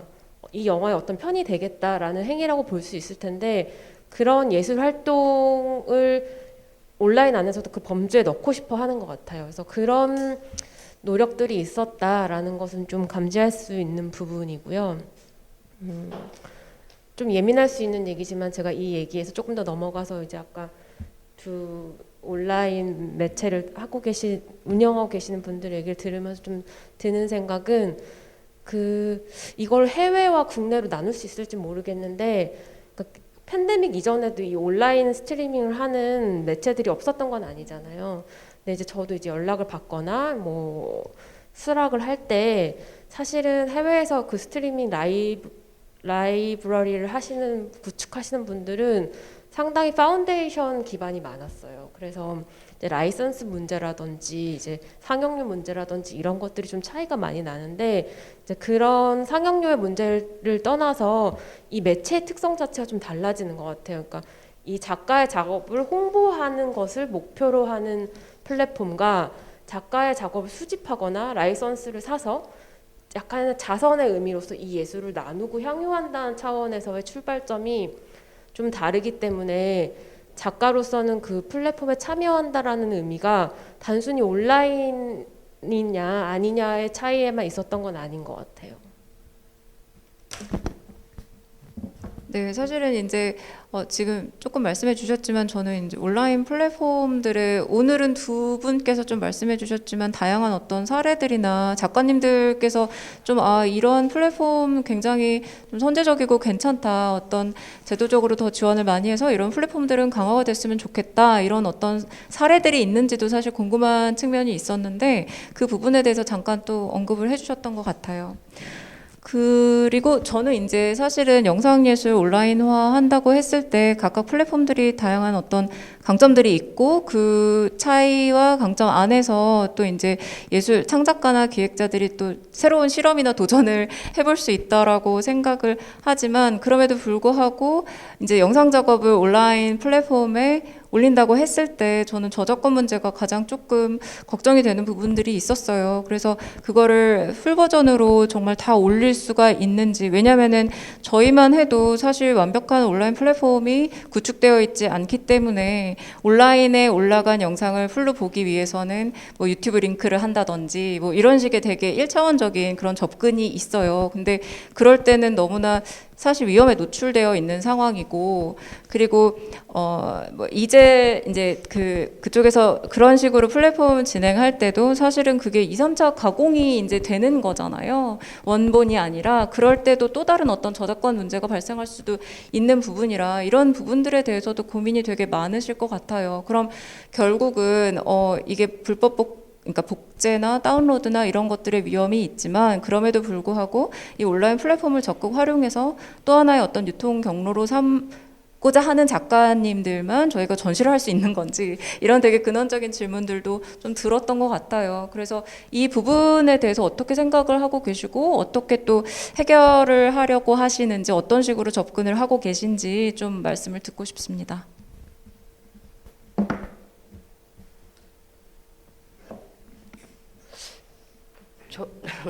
저 같은 경우는 이제 뭐 정확하게 상영료를 지급하고 하니까 뭐 그거야 문제는 없었지만은, 말씀하신 이제 저작권 관련해서 정말 제 개인적인 생각은 사실 그래요. 앞으로 인식의 변화가 있어야 되지 않나? 그러니까 만약 제가 작가라면 제 작품이 물론 돈을 받으면 좋은데 누군가의 재산 목록에 들어가는 것과, 아니면 차라리 그냥 다 열어버리고 모두가 다 보는 게 좋지 않을까? 저는 개인적으로는 그런 생각이 들어요. 그래서 그 미술관의 재산 목록에 어떤 권력을 가진 그런 기관에 그 리스트에 내 작품이 들어가서 창고에 들어가서 뭐 몇 년에 한 5, 6년에 한번 보여질까 말까 하는 것보다는 그냥 다 오픈되는 게 훨씬 좋을 것 같은데, 그러려면 그 뭐 어마어마한 이렇게 사회 체제의 변화가 있어야 되겠죠. 근데 이제 현 시점에서 볼 때 일단은 저작권 문제는 굉장히 민감한 문제이고, 그게 이제 그 직접 재산권이니까 그걸 어떻게 보호해줘야 되느냐 문제는 당연히 철저하게 지켜야 되죠. 현실적으로는 그게 맞고요. 근데 이제 한 가지는 이 온라인은 지금 이제 이 온라인으로 우리가 어떤 플랫폼을 만들고 어떤 미술품을 보여주는 것, 그게 영상이든 아니면은 뭐 그 외에 페인팅이나 뭐 조각이든 이거를 소개하는 그런 이 매개체 역할을 온라인이 한다고 했을 때에 가장 중요한 부분은 저는 이게 아카이브와 연결되는 지점인 것 같아요. 그래서 그 2011년에 그 독일의 아스날에서 리빙 아카이브라고 그 프로젝트를 진행을 했었는데, 그게 이제 그 아스날에서 소장하고 있는 한 8천여 작품들을 일단 1차적으로는 온라인 데이터를 먼저 공개를 했거든요. 근데 그게 얼마만큼 중요한 거냐면은, 그러니까 하나의 작품이 결과물만 있는 게 아니라 그 작품과 관련된 비평, 뭐 작업 일지, 뭐 여러 가지 것들이 있을 수 있잖아요. 근데 그런 것도 다 사실은 아카이빙의 그 대상이 되는 거라서, 이게 결과물은 나중에 보더라도 예를 들면은 그런 것들을 일반한테 공개를 한다라고 했을 때에 그게 하나의 미술 작품의 그 세계를 보다 더 이렇게 열린 마음으로 이렇게 공유할 수 있는 그런 자세인 것 같고, 그래서 그게 2013년에 그 리빙 아카이브가 뭐 학자, 큐레이터, 작가 굉장히 많은 다양한 분야의 사람들이 다 참여를 했었거든요. 그래서 다 각자가 굉장히 다른 방식으로 진행을 했었는데, 그 중에 하나 재밌었던 게 결과물이 없는 작품에 대한 발표가 있었어요. 그러니까 뭐 아프리카나 어딘가에서 그러니까 추진이 됐었는데 막 연구조사하고 리서치하고 다 갔는데 막판에 이제 돈이 없어가지고 작품으로만 못 나온 거거든요. 그럼 거기서 끝난 거잖아요. 그러니까 구상 단계에서 끝나버린 것들도 사실은 우리가 하나의 작품처럼 보여줄 수 있다면, 근데 그런 역할을 할 수 있는 창구가 저는 이제 이쪽 온라인 세계가 좀 더 편리하다. 그리고 실제로 독립기획자들이 좀 더 참여할 기회도 온라인 쪽이 더 많고, 안 그러면 이렇게 무슨 기관이라든가 어떤 이런 사립 TF라도 마찬가지지만은 어차피 자본의 어떤 구성을 받잖아요. 그래서 저는 이제 예를 들면 작가들도 마찬가지로 이렇게 유튜버하고는 다르지만은 자기 작품의 과정에 대해서 하나하나 그 단계별로 뭐 이렇게 소개를 한다든가 온라인을 통해서 이런 것도 가능하고, 그래서 조금 더 그동안 생각하지 않았던 지점에서의 그 것들이 열릴 수 있다는 생각도 들었습니다. 김일 선생님 말씀하신 것처럼 사실은 뭐 작가들이 소장을 염두에 두고 자신의 작업이 온라인 스트리밍이 되는 것을 꺼려하는 작가는 많이 없을 거라고 생각해요. 사실은. 왜냐하면 그냥 자기 웹페이지에 작업 올려놔도 1000번 봐지는 거 어렵거든요. 그게 현대미술의 주소이기 때문에 그것 자체를 막 두려워하진 않을 텐데, 선생님 말씀하신 것처럼 이게 약간 문화적인 문제랑 연관이 있는 것 같아요. 아티스트피라든지 그 미술 작가의 어떤 생업이 사실은 소장이라고 하는 그 자본의 가치로만 기속되기 때문에 그 다른 노동들이 환원되지 않는 점, 뭐 이런 것들이 전반적으로 이제 수정이 돼야 되는 문제 속에 있기 때문에 그 저작권 문제는 좀 예민한 부분이 있는 것 같고요. 다만 좀 눈여겨볼 수 있는 지점은 이제 영화제들이 많이 온라인화 되면서 이제 이전에는 초청을 하고 이제 숙박료를 대주고 여행비를 대주면서 이제 상영료와 대신하는 그런 문화들이 있었는데, 이제 초청을 하지 못하기 때문에 상영료를 이제 지급하시는 것 같아요. 근데 이제 이것이 뭐 예를 들면 뭐 럭스 같은 경우에는 상영료가 얼마다 뭐 이런 것들을 되게 기준을 많이 잡으시는 것 같은데, 사실은 이게 문화권도 다르고 아티스트 피해가 존재하는 문화에 있는 작가들과 아닌 작가들도 너무 다르고, 그리고 새롭게 이제 팬데믹이 되면서 이 상영료 지급을 어떻게 해야 되는지 좀 우왕좌왕하는 것 같아요. 그래서 이 작가들 라이선스 비용에 대한 이 지급에 대한 문화들은 곧 형성이 될 것 같기는 한데, 사실은 그 누구도 이 팬데믹이 영원히 지속될 거라고 생각을 하지 않기 때문에 아직은 좀 적극적으로 그런 논의를 하지 않는 분위기인 것 같긴 해요. 네, 혹시 저작권 관련해서 더 말씀해 주실? 네.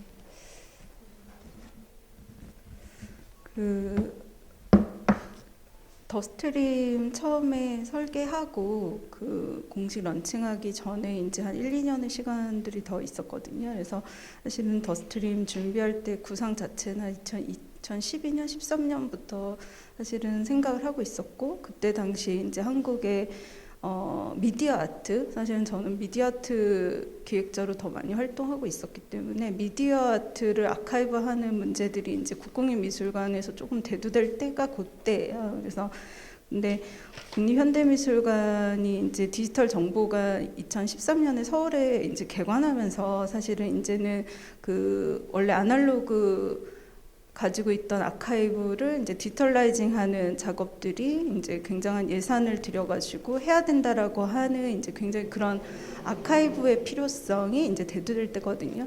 그래서 기존의 이제 수장고 개념의 오프라인 아카이브에서 이제 디지털 아카이브의 이제 그 세계로 한국 현대미술은 그때 시기로 이제 많이 확장되고 있었는데, ACC도 마찬가지였죠. 근데 그때 제가 참여했던 것들이 ACC 이제 문화정보원 개관을 앞두고 저는 일부 참여를 했었는데, 동아시아 그 무빙 이미지 전체에 대한 이제 그 컬렉션의 심의를 보면서 국공립기관에서 이제 무빙 이미지를 어떻게 수집하고 관리하고 또 이제 이거를 활용해서 다른 전시로 확장할 것인가에 대한 이제 문제들을 굉장히 직접적으로 대면하면서 봤던 것 같아요.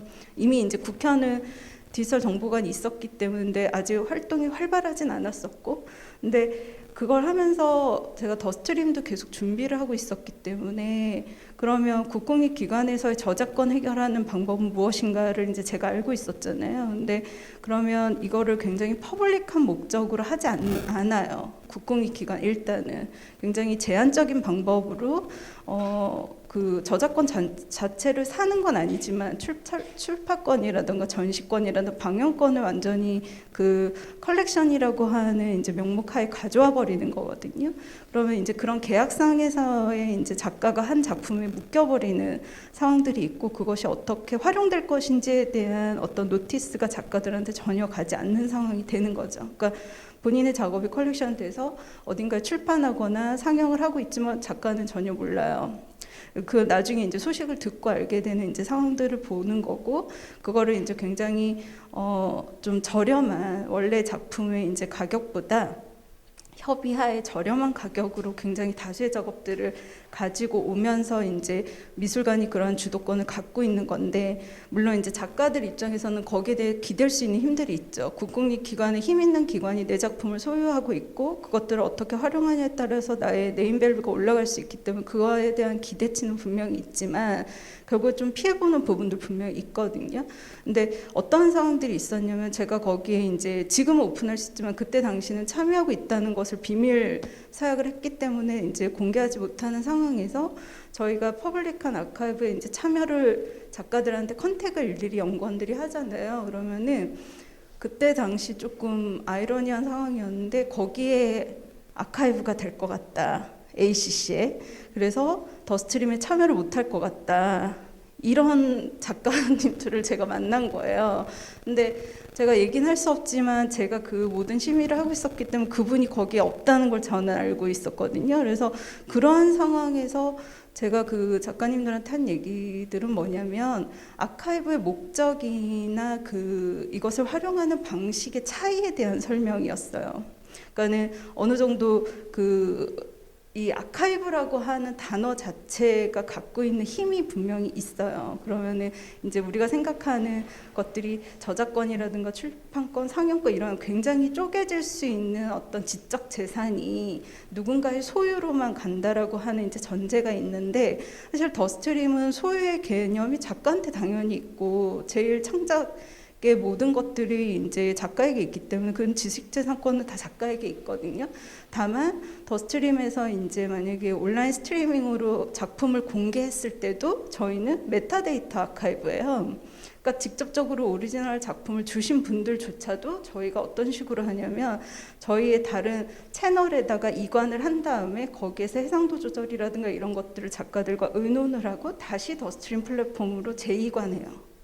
그러니까 이런 식으로, 그러니까 그러한 이제 저작권을 뭔가 조금 완벽하게 해결할 수 있는 방법, 특히 해킹에 대한 다운로드라든가 이러한 이제 걱정들을 창작자들이 제일 우선적으로 하는데 이러한 이제 해결 방법들은 더스트림은 어쨌든 아카이브 플랫폼이라고 하는 하나의 이제 개념을 갖고 있기 때문에 그러한 해결 방법들을 좀 생각할 수밖에 없었던 거예요. 그리고 다른 하나는 작가들이 직접 본인들이 채널을 갖고 있는 경우는 그 인베드를 이제 그 협의하에 가지고 와서 저희 그 플랫폼에 이관하는 거. 그러니까 이게 이제 하나 해결할 수 있는, 그러니까 경로들을 여러 개 두는 거죠. 그래서 결국에는 그 원작의 채널들을 누가 가지고 있느냐, 그리고 원본의 컨텐츠를 누가 소유하고 있느냐가 이제 그러한 걸로 해결이 돼야 될 것 같고, 지금 현재까지 운영하면서 어딘가에서 불법으로 다운로드를 당해가지고 이러한 이제 다른 문제들을 한 번도 접하진 않았어요. 그러니까 그런 문제가 발생하면 저희 온라인 플랫폼에 이제 참여하신 작가님들이 다른 곳에서 그러한 상황들을 마주했을 때 저희들한테 연락해달라고 분명히 하거든요.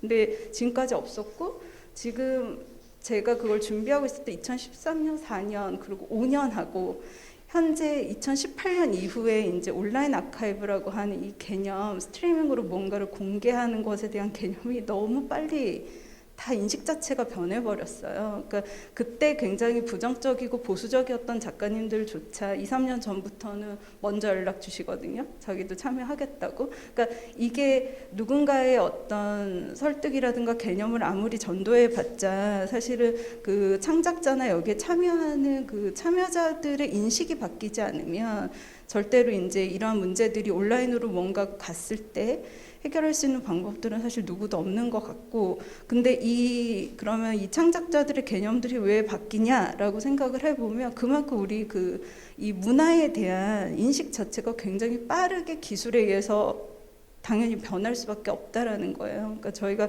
온라인상의 그 전시라는 개념도 사실은 저 대학 다닐 때도 있었거든요. 그러면 그게 그때는 굉장히 하위 개념으로 생각을 했었지만 지금은 완전히 온라인 익시비션 하면은 거기에 대한 새로운 가치를 부여해 주잖아요. 그러니까 그만큼의 이제 위상이 이 기술이 발전하고 우리가 또 문화를 매개하는 모든 매개자 입장에서 인식 자체나 환경의 컨디션이 확 바뀌었기 때문에 거기에 대한 가치를 다시 새롭게 제시를 하는 거고 그 사이에 많은 담론들이 또 형성됐기 때문에 그걸 또 뒷받침해 주는 거죠, 하부 구조에서. 그래서 지금까지 이제 그런 스트리밍에 대한 저작권 문제라든가 많은 기관들도 역시나 고민하고 있지만 결국에는 각자의 방식의 어떤 기준점들을 분명히 갖고 있는 거는 맞는 것 같고 저희 같은 경우는 이제 이러한 아까 같이 채널에 대한 단계들을 굉장히 둬가지고 어쨌든 방지하는 거 그리고 이제 작가님들한테도 그 해상도 조절이라든가 아니면 아예 익스트랙 버전을 주는 방법 이런 것도 있어요. 그러니까 전체 풀 듀레이션을 공개하는 것도 좋지만 만약에 정말로 그게 걱정이 되는 장편의 작품 같은 경우는 이제 많이 그 패러디되거나 이런 부분들도 분명히 있다고 해요. 요즘 미대생들에 의해서. 그래서 그러한 부분들을 방지하는 차원에서 이제 그러한 것도. 근데 저는 제가 운영을 하고 있는 입장이기도 하지만 제가 기획자나 사용자 입장에서 보면 김은희 선생님하고 되게 비슷한 동의해요. 그러니까 제가 창작자는 아니지만 작품이 많이 보여지는 것 자체가 오히려 작품의 저작권을 뭐랄까 보호할 수 있는 방법으로도 저는 된다고 생각하거든요. 역으로.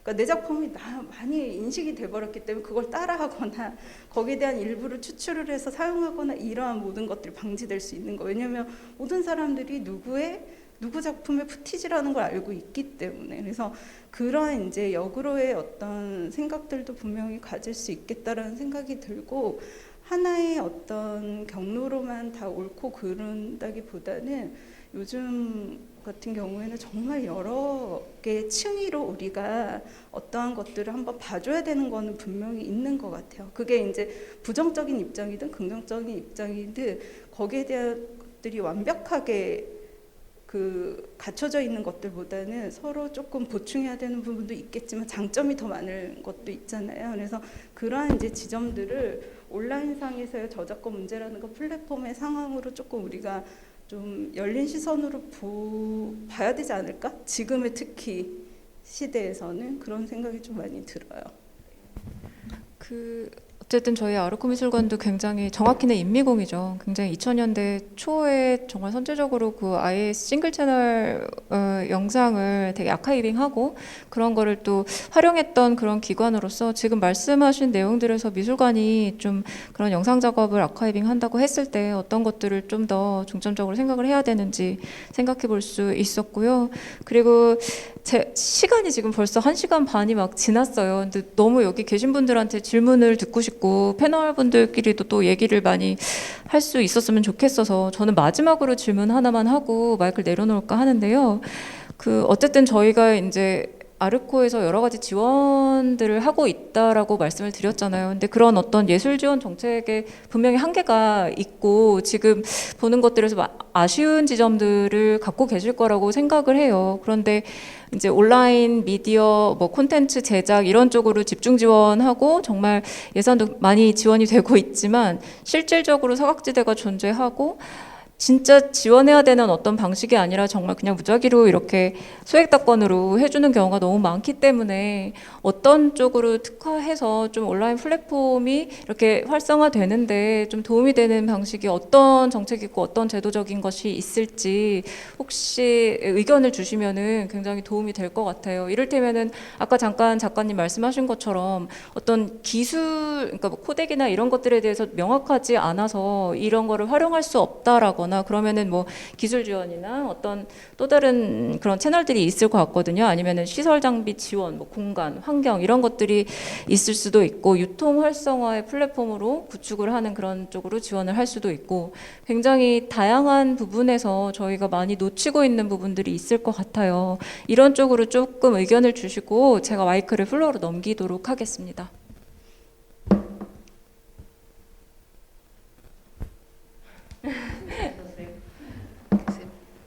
일단 나라에다가 기대기에는 참 쉽지 않은데요. 뭐 4차 산업 이러다가 또 뭐 VR 뭐 이렇게 그때그때 부각되는 그런 뭐 첨단의 어떤 것에만 이렇게 그 올인하는 경향이 워낙 있다 보니까 정말 필요한 것들까지는 혜택을 보기가 쉽지가 않고, 그거는 뭐 솔직히 말씀드리면 정권하고 상관없이 그 문화 쪽은 항상 약간 되게 척박한 그런 그 인식을 갖고 이렇게 진행되는 것 같아서 그 굉장히 좀 안타깝고요. 근데 이제 사실 지금 미술관 같은 경우에 거의 뭐 예를 들면은 그 소장품 심의 같은 걸 들어가거나 해도 한 7할 정도가 다 영상 작품이에요. 그만큼 영상 작품이 많아요. 그래서 사실 뭐 오브제 뭐 회화도 조금 있는데 그건 되게 오히려 드물더라고요. 근데 미술관에서는 정작 그것을 보관하는 법에 대해서 잘 몰라요. 그러니까 관심도 없고. 그러니까 예전처럼 그거를 그냥 무슨 요즘은 이제 외장하드가 용량이 되게 크잖아요. 근데 뭐 한 뭐 5테라 이런 짜리 뭐 거기다가 그 외장하드에다가 그렇게 보관한다면 그렇게 하면 안 되거든요. 그거는 계속 이렇게 플레이를 하지 않는 이상은 날아가 버리기 때문에 시간이 지나면, 그래서 그걸 반영구적으로라도 보관하기 위해서 마그네틱 테이프로 다시 한다든가. 그러니까 그게 되게 좀 비싸요. 그렇지만 영상 자료원도 그렇게 하고 있고, 그래서 그런 식으로 해서 영상 작품의 경우에 손실이 없게끔 보관하는 그 방법이 그걸 강구하는 게 사실 제일 중요한데, 그걸 거기에 대해서 좀 관심 뭐라 그럴까, 네, 좀 심각한 수준인 것 같고요. 아무리 비싼 돈을 들여서 소장을 했더라도 그 보관하는 사람이 제대로 보관하지 않으면 그게 좀 의미가 없는 것 같고, 그 다음에 아까 이제 저기 선생님 말씀하셨던 것처럼 이제 온라인 플랫폼에서도 예를 들면 원본 상태 그대로 보여주는 방법을 이제 강구해야 되는데, 예를 들면은 장비의 문제나 이런 것 때문에 색이라든가 뭐 화소가 떨어지거나 이럴 수가 있잖아요. 그래서 물론 맛보기나 이렇게 잠시 그 프리뷰처럼 그냥 그 풀이 아닌 일부러 보여줄 때에는 저용량으로 그냥 보여줘도 상관은 없겠지만은 정식으로 한 작가의 작품을 보여준다라고 했을 때에는 기술적인 책임을 그곳에서 굉장히 강하게 갖고 가급적 훼손하지 않게 그대로 보여줄 수 있도록 노력을 해야 되는 것 같고요. 근데 이제 우리가 정부나 이쪽에다가 이런 것들에 대해서 어떻게 목소리를 내야 될지는 뭔가 그 움직임이 필요하겠죠. 그러니까 어떤 식으로 움직임을 만들어야 되는지도, 네, 오늘 같은 자리에서 뭐 또 서로 간에 얘기하면서 뭔가가 나오면 좋을 것 같긴 해요. 네, 제가 그냥 순간적으로 좀 몇 가지 든 생각이 있어서 마이크를 잡았는데요. 일단은 그 말씀하셨듯이 그 아카이브를 해야 된다라는 게 굉장히 물리적으로 뭔가를 아카이브해야 된다는 그 개념이 너무 강해요. 그래서 예전에도 이제 여러 뭐 학예사님이나 아니면 보존가 분들하고 얘기를 했을 때도 요구를 하시는 것도 이제는 이제 다 클라우드로 넘어간 시대여서 사실 더 이상 오프라인에 뭔가를 저장한다는 것 자체가 오히려 더 불안전하고 이제 리스키한 어떤 형태가 됐는데, 계속해서 뭔가 말씀하신 외장하드나 이런 거에 보존을 하는 거에 집착을 하시는데 실제로는 그거를 또 어떻게 보존해야 되는지 잘 모르는 경우, 그런 경우가 너무 많이 봤고, 그래서 조금 더 이제 영상이 이제 기술적인 매체에 더 가깝기 때문에 우리나라에서도 조금 더 그 부분을 다루시는 분들이 좀 더 기술적인 공부를 더 많이 하셔야 되지 않을까. 네. 맞아요. 왜냐면 그 모바도 버추얼 시네마 해가지고 소장품 영화를 워낙 뭐 30년대부터 갖고 있었으니까 그 많은 작품에서, 그래서 옛날 무성 영화도 보여주고 계속 하고 있거든요. 근데 이제 저희 나라는 뭐 하는 건 보면은 주로 이제 그 관장님들 나와서 인사하거나 이제 뭐 이런 걸 보여주잖아요. 그게 그죠, 별 그 도움이 안 되죠. 그래서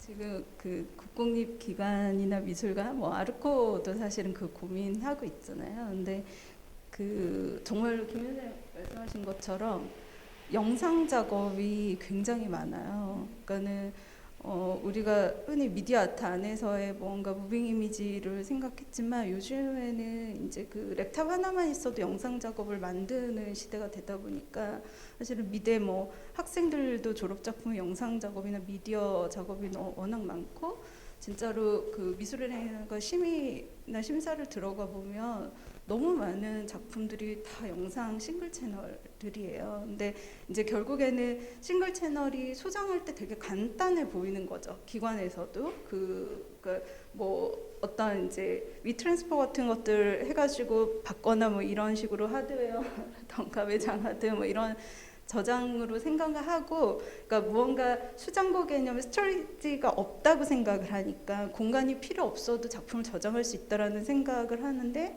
사실은 그거를 보존하고 계속 그거를 어떻게 유지할 것인가에 대한 고민들이 사실 기관에서 별로 없어요. 근데 작품 수는 굉장히 많은 거죠. 그래서 항상 그런 얘기들 아카이브 할 때 그러면은 영상 작업이나 이런 것들은 특수한 테크니션이 항상 있어야 되고 기관에서도 오퍼레이터가 상시 있어야 되고 이러한 이제 것들이 얘기를 하지만 결국에는 항상 벽에 부딪히는 것들이 기관에서의 이제 인력 양성 문제라든가 결국엔 버젯 문제예요. 예산이 없기 때문에 그런 것에 대해서만 특수하게 미디어 아트에 관련해서만 뭔가 인력을 양성하고 그다음에 유지하는 것들이 쉽지 않다라는 것. 그리고 저희 뭐 김은수 선생님 기관에 계셔서 알겠지만 이제 그 아키비스트라든가 이런 해외 선도적인 미술관들이나 기관들은 10년 이상 정말 그 기관에 평생 일하는 것처럼 모든 작품들에 대한 이제 보관 유지 그리고 비평하는 거 이런 모든 것들을 관장하는 분들이 항상 헤드가 있어서 밑에 아무리 이제 다른 직원분들이 바뀌어도 그 헤드의 지위에 따라서 이 기관이 유지되는 역사들이 있는데 한국에서는 기관들 안에서도 이제 굉장히 보직이 이동이 빠르잖아요. 그러니까는 그 한 누군가가 연구자의 입장에서 아카이브를 하고 그것을 유지하는 것들이 굉장히 힘든 현실적인 문제가 분명히 있는 것 같아요. 그러니까 윤 대표님 말씀하신 것처럼 아까 그러한 것들이 어떻게 웹상에서도 보존돼야 될 것인가를 생각해 보면 사실 서버 운영 같은 것들을 해야 되거든요. 기관들도. 근데 기관조차도 서버 운영이 얼마나 많은 예산이 드는지 알기 때문에 하지 못해요. 그러니까 미디어 아트나 영상 그 기록 갖고 있을 때 저 역시도 제가 서버 운영을 한다라고 생각하시는 분들 가끔 있어서 그 얘기를 물어보시는데 저 역시도 못해요. 그거는 오퍼레이터가 아예 따로 있어야 되고 서버 운영하는 체제들을 제가 다 갖춰야 되는데 이거는 어마어마한 기업에서도 하지 못한 일 민간의 개인이 할 수 없기 때문에 저희도 클라우드 시스템을 가지고 와서 하는 거예요. 그러니까는 이 클라우드 시스템이라고 하는 것들이 근데 물론 단점이 그런 거죠. 지금 작가님도 걱정하신 것처럼 내 작품을 온전하게 클라우드 시스템에 보존할 수 있을 것인가에 대한 문제 그리고 이게 뭔가 에러가 나가지고 나중에 작품들이 다 날아가 버리는 그러한 문제도 분명히 있거든. 소멸하는 문제들.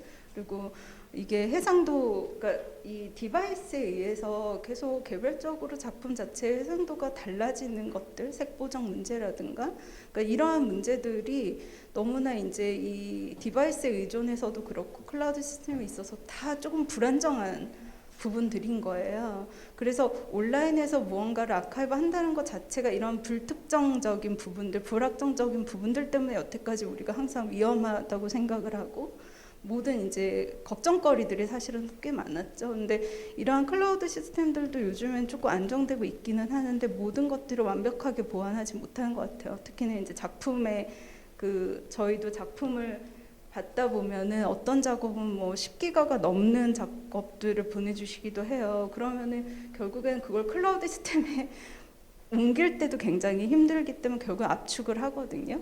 그러니까 그 압축하는 상황에서 이미 작품 손실이 있겠죠. 원본이 아니기 때문에. 그래서 우리 눈으로는 구분하지 잘 못하겠지만 그래서 실제적인 그러한 손상들이 분명히 있어서 이것들을 과연 우리가 인지할 수 있는 세계 안에서 최대한 구현할 수 있을 것인가 없을까의 문제로 와야지 그거를 보는 사람이 다 이건 원작이 아니야라고 구분할 수 있는 건 아마 창작자도 못할 거거든요. 그래서 그러한 문제들은 계속 기술이 조금 앞으로 그래도 보충해주는 시대가 오지 않을까라는 생각이 좀 들고 기관에서의 어떤 소장의 문제라든가 저작권의 문제들 들은 앞으로 사실은 이러한 이제 라운드 테이블에서의 그 그러니까 창작자나 그 기관 행정하는 큐레이터들 그리고 그런 모든 분들이 사실 모여가지고 의견을 조금 모아봐야 되는 문제들도 다시 한번 전환이 되는 것 같아서 오늘 이 자리에서 뭐 해결점이 나오는 건 아니지만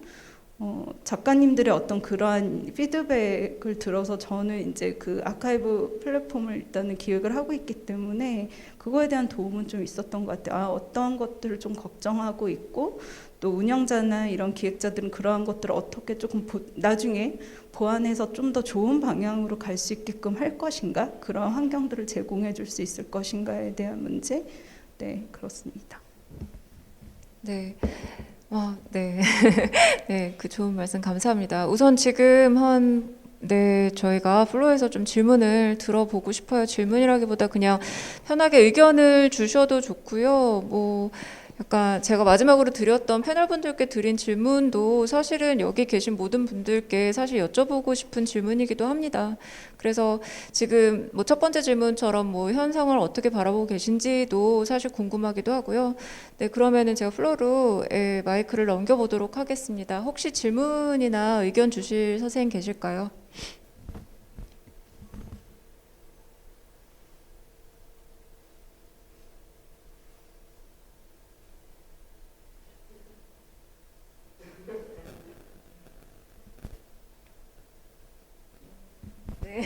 아니면은 여기 선생님들 중에서 혹시 더 다른 선생님과의 질문하시고 싶으신 거 있으실까요?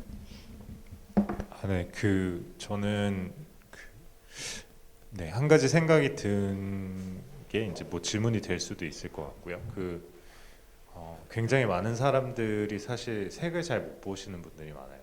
네, 그리고 실제로 내가 지금 보고 있는 세계 정도가 지금 작가 선생님이 의도했던 세계 정도와 그 느낌이 정확하게 맞는지도 사실 알기가 굉장히 힘들잖아요.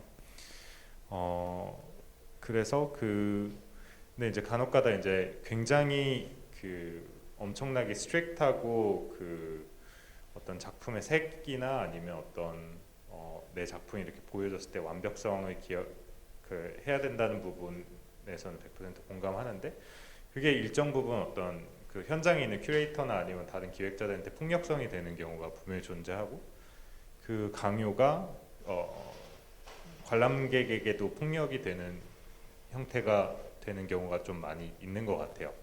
그래서 사실 뭔가를 느끼는 거는 굉장히 다양하게 존재할 수 있거든요. 예를 들어서 제가 아트 부산을 저번 주에 다녀왔는데 거기 이제 파울라 살바도르라는 페루 작가의 페인팅이 있었어요. 근데 그 뒤에서 보시던 분이 되게 웃으면서 진격의 거인 같다라고 하시면서 가시는 거예요.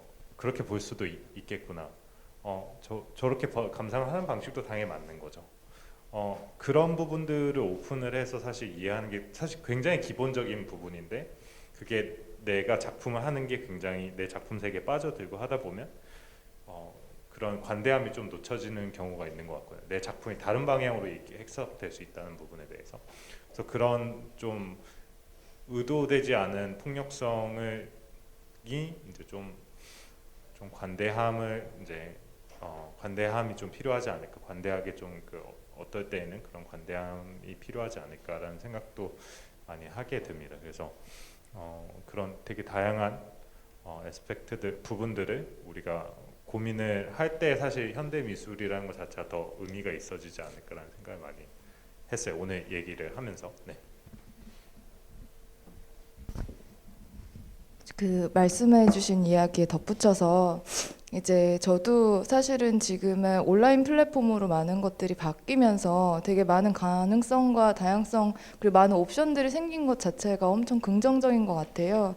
왜냐면은 이제 저는 온라인에 으로 모든 것들이 다 축소되어 있는 상황 동안 혹은 이제 유럽에서의 쿼런틴 기간 동안 많은 갤러리들이 다 온라인으로 작업들을 풀면서 정말 몸이 아파서 하루 종일 누워 있었던 친구가 엄청 행복하게 그 작품들을 모두 다 관람하고 혹은 이제 전시장에 방문할 수 없는 몸들이 또 작업에 대해서 다른 종류의 경험을 하게 되고 그런 좀 다양한 관람 방식과 이제 다양한 몸들의 접근이 가능해졌다는 점에서 되게 재밌는 일들이 이제 막 벌어지고 있는 것 같은데요.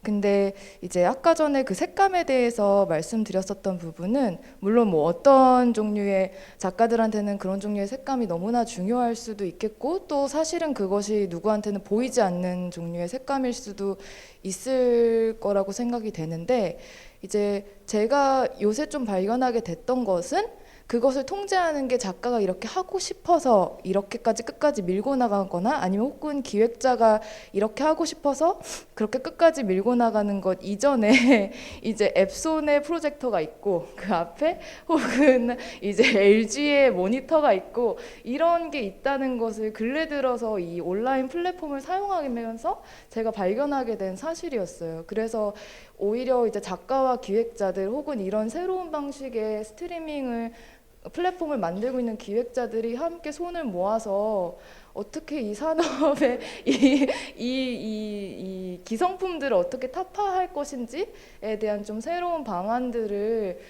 모색해보고 좀 가능성들을 찾아보면 좋겠다 하는 생각이 들었습니다.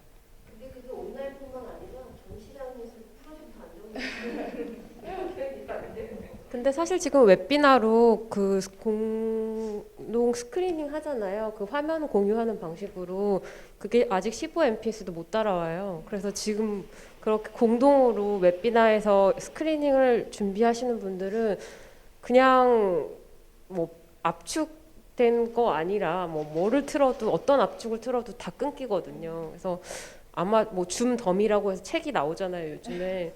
그래서 뭐 아직 이 온라인 스크리닝에 대한 기술이 좀 덜 다가온 건 맞는 것 같은데 뭐 그런 폭력이 발생하기도 이전에 지금 너무 못 미치는 수준에 있는 건 맞는 것 같아요.